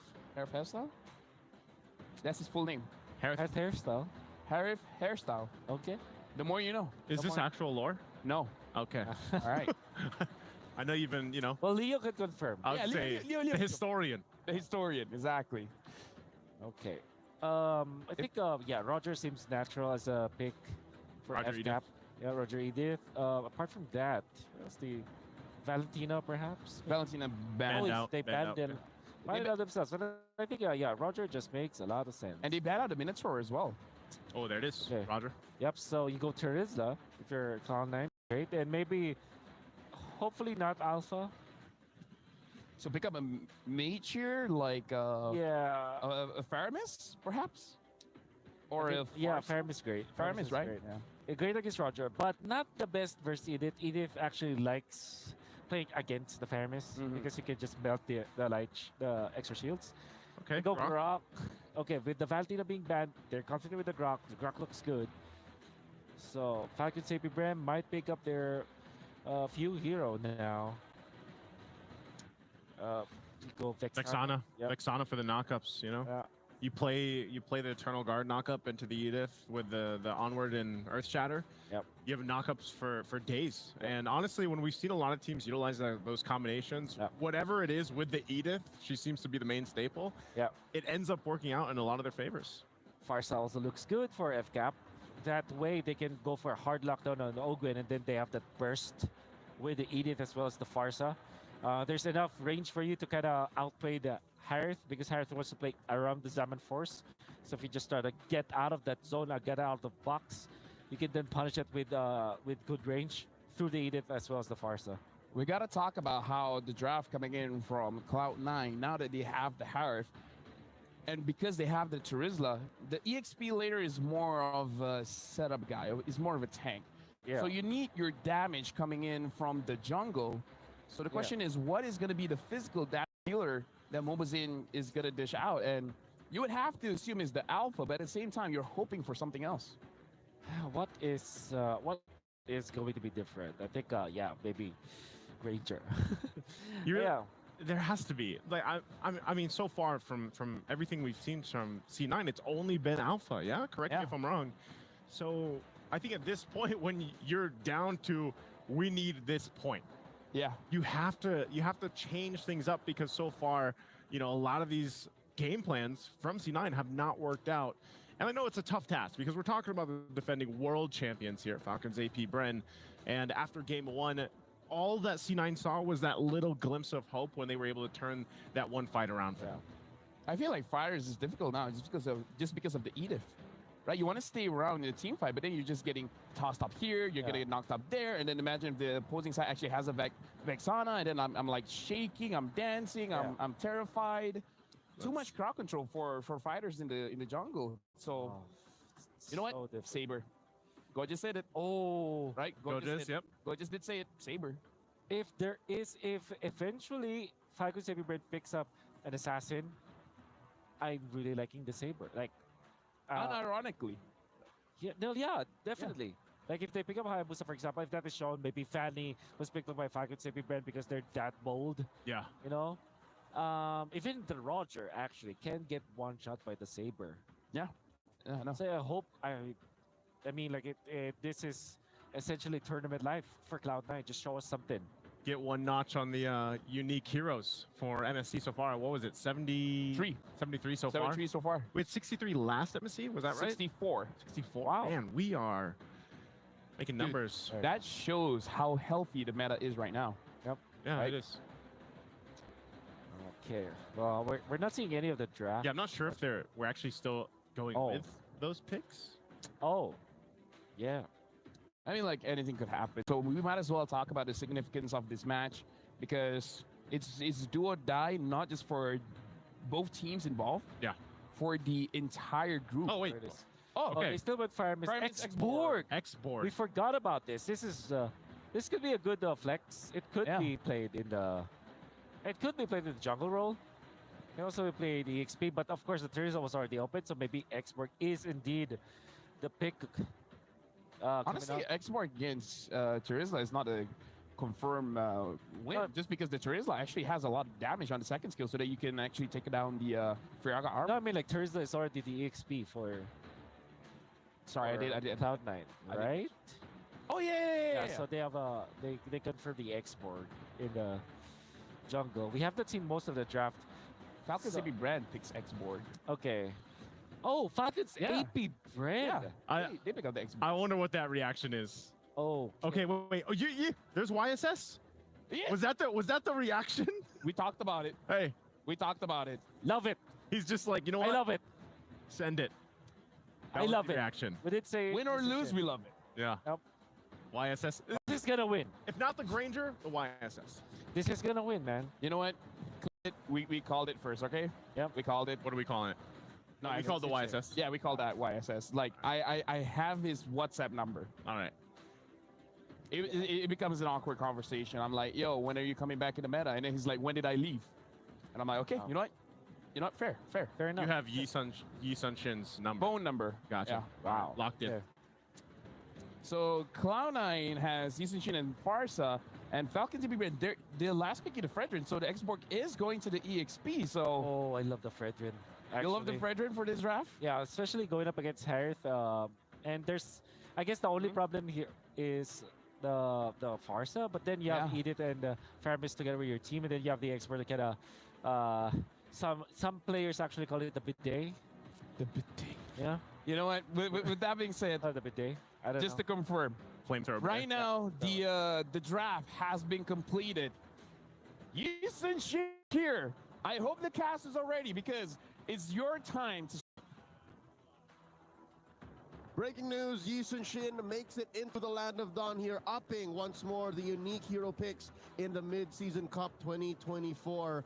Gideon Leo about to bring you game number 2 in the second broadcasted game of this series.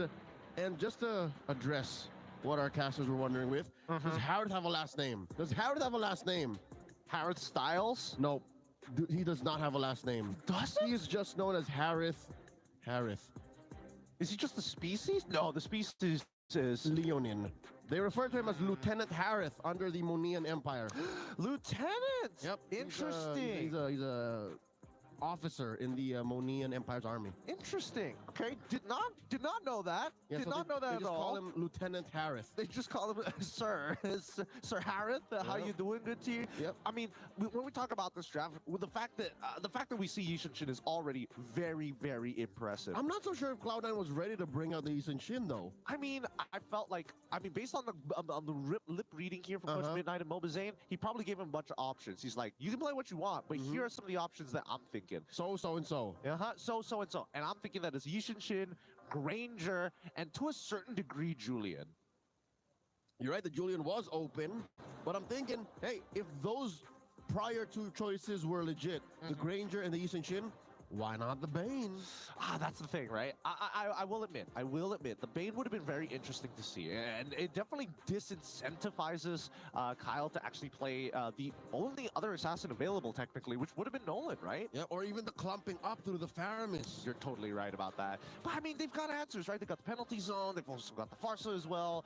Hopefully that's not too much of an overkill, but at the same time, hopefully this Yishin Shin will work, because I'm scared that it's going to come to a point where it's like, it reminds me so much of the previous meta. You want to be farm heavy, and then Frederick casually walks in, level 2, steals away 1 camp, level 4, comes back, steals 2 camps, level 8, takes your entire jungle. And what are you going to do about it? Yeah, what are you going to do about it? What's interesting is the way Cloud9 is looking to inject a new flavor into the current metagame that is still, I think, at this point developing.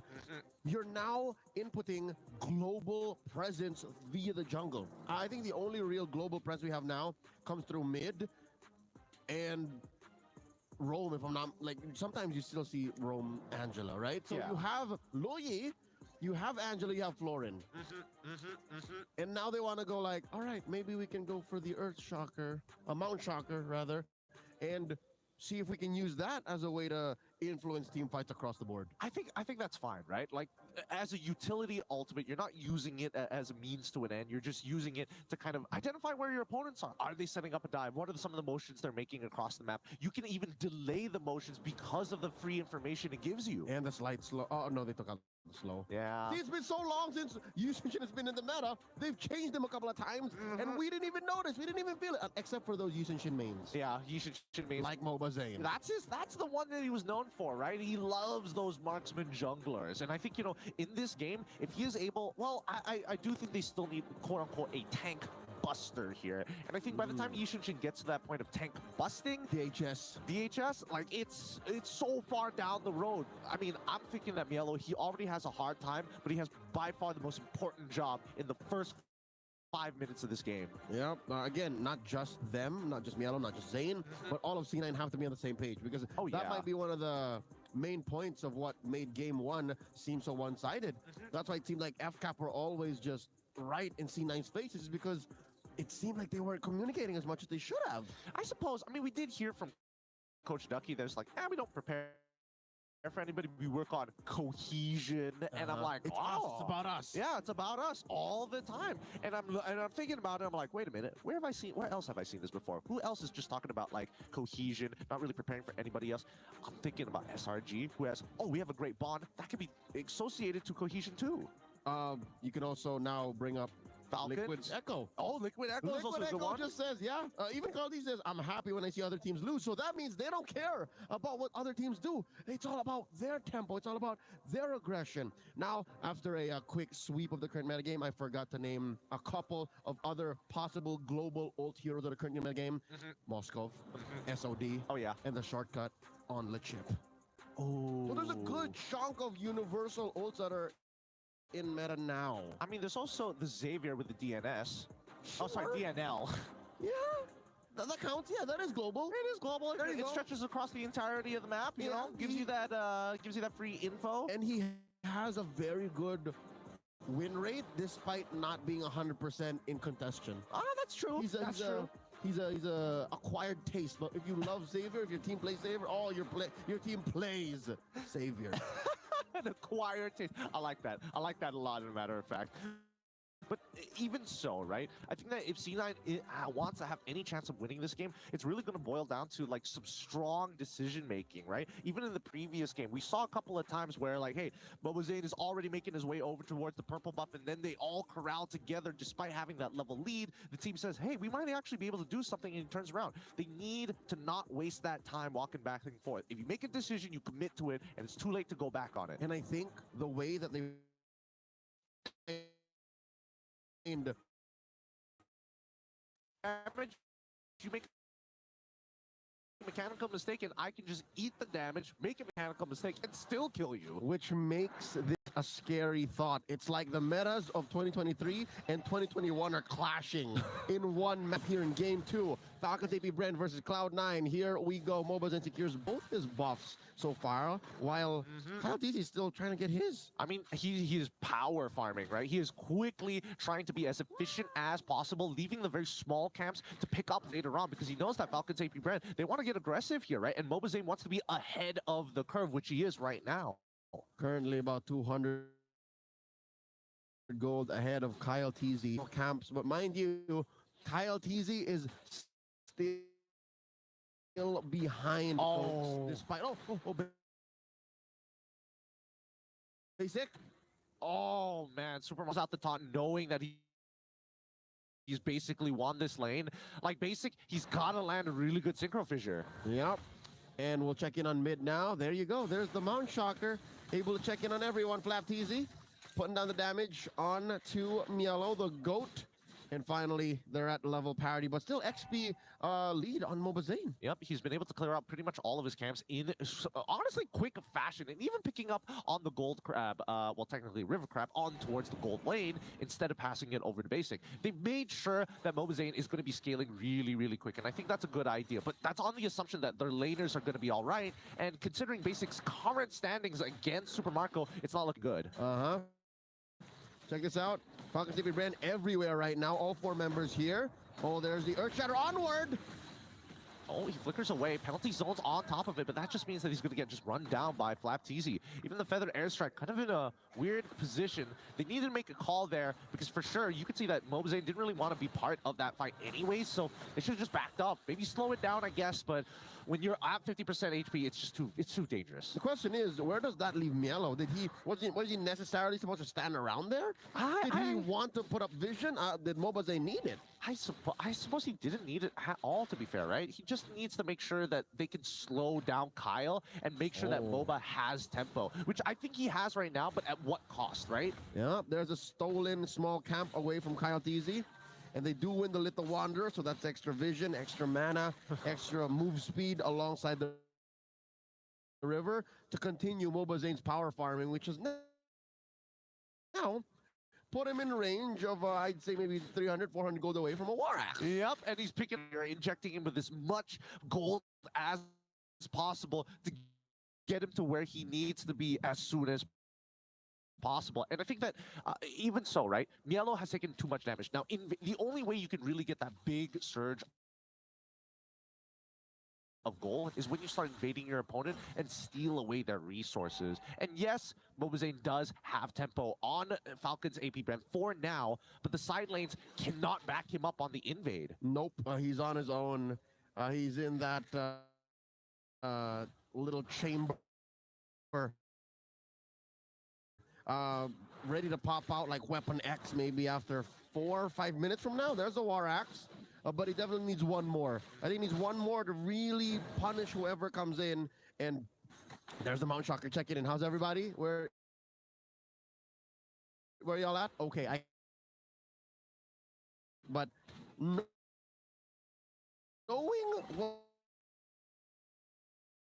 what Cloud9 is going through right now, what they have on the board, I don't think they'll even fight for the second turtle. Yeah. I like the way the force has already been popped. It's 2v1 up on that top side of basic. But here comes the cavalry here as Mark, you kind of baiting out his friend just to get him. Oh, Super Marco! Taken down, and down bottom the trade. Yep. And we're seeing the rest of the gang are coming up to that top side, but they will get that team this tower. Nope. Unless Kaltizi coming through looking for the charge. Oh, it's just Wrath at the very least. Mobazen still alive. Mountain Chakra to reconfirm positions. And he cannot let go of the left stick. Mobazen now in some trouble as, like it pounces. Whoa! Super Marco finds it! Great microwave from Falcons AP Brand. Whole world maybe 2 or 3 seconds away from a response. He does not have the wild charge, so not much he could have done to save his jungler. Now it's Kyle DZ's turn to dig into Mobazen's farm as there's a turtle spawning in about a minute. This puts Falcons AP Brand up by about 1,000 gold. That's what happens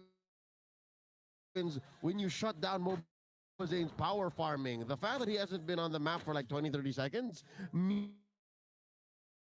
that the lead for Falcons AP Bren will slowly balloon up, close the gap, even push him further. I mean, let's think of it this way, right? It's like music. He's 2 steps ahead, but now FCAP, wait, hold on. Making sure that he is still on top of that red tree. He is a full level ahead, and make sure he says, hey, get out of my jungle. This is my property. But as kill on Zane, they fall back 1.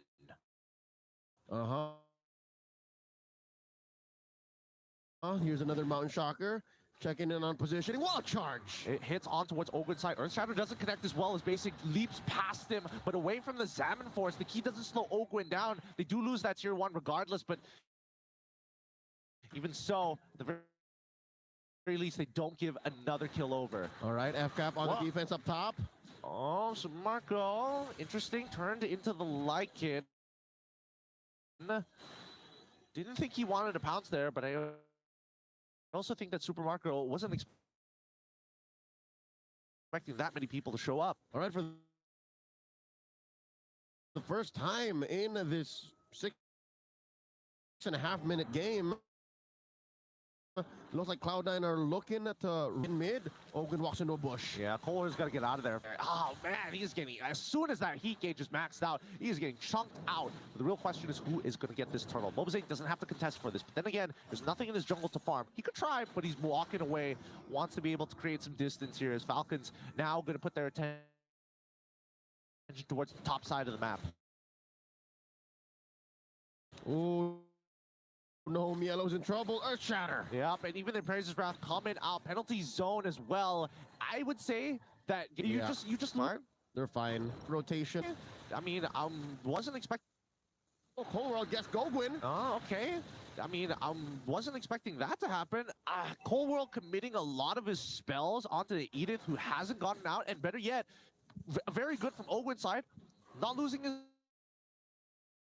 It's cool. He just didn't even bother to flicker. Just, Primal Wrath, get out of there, stretch my hands, do some cardio, get back to what we're good at. You mentioned cardio. I think there's a lot of, right? No payoff. Again, sending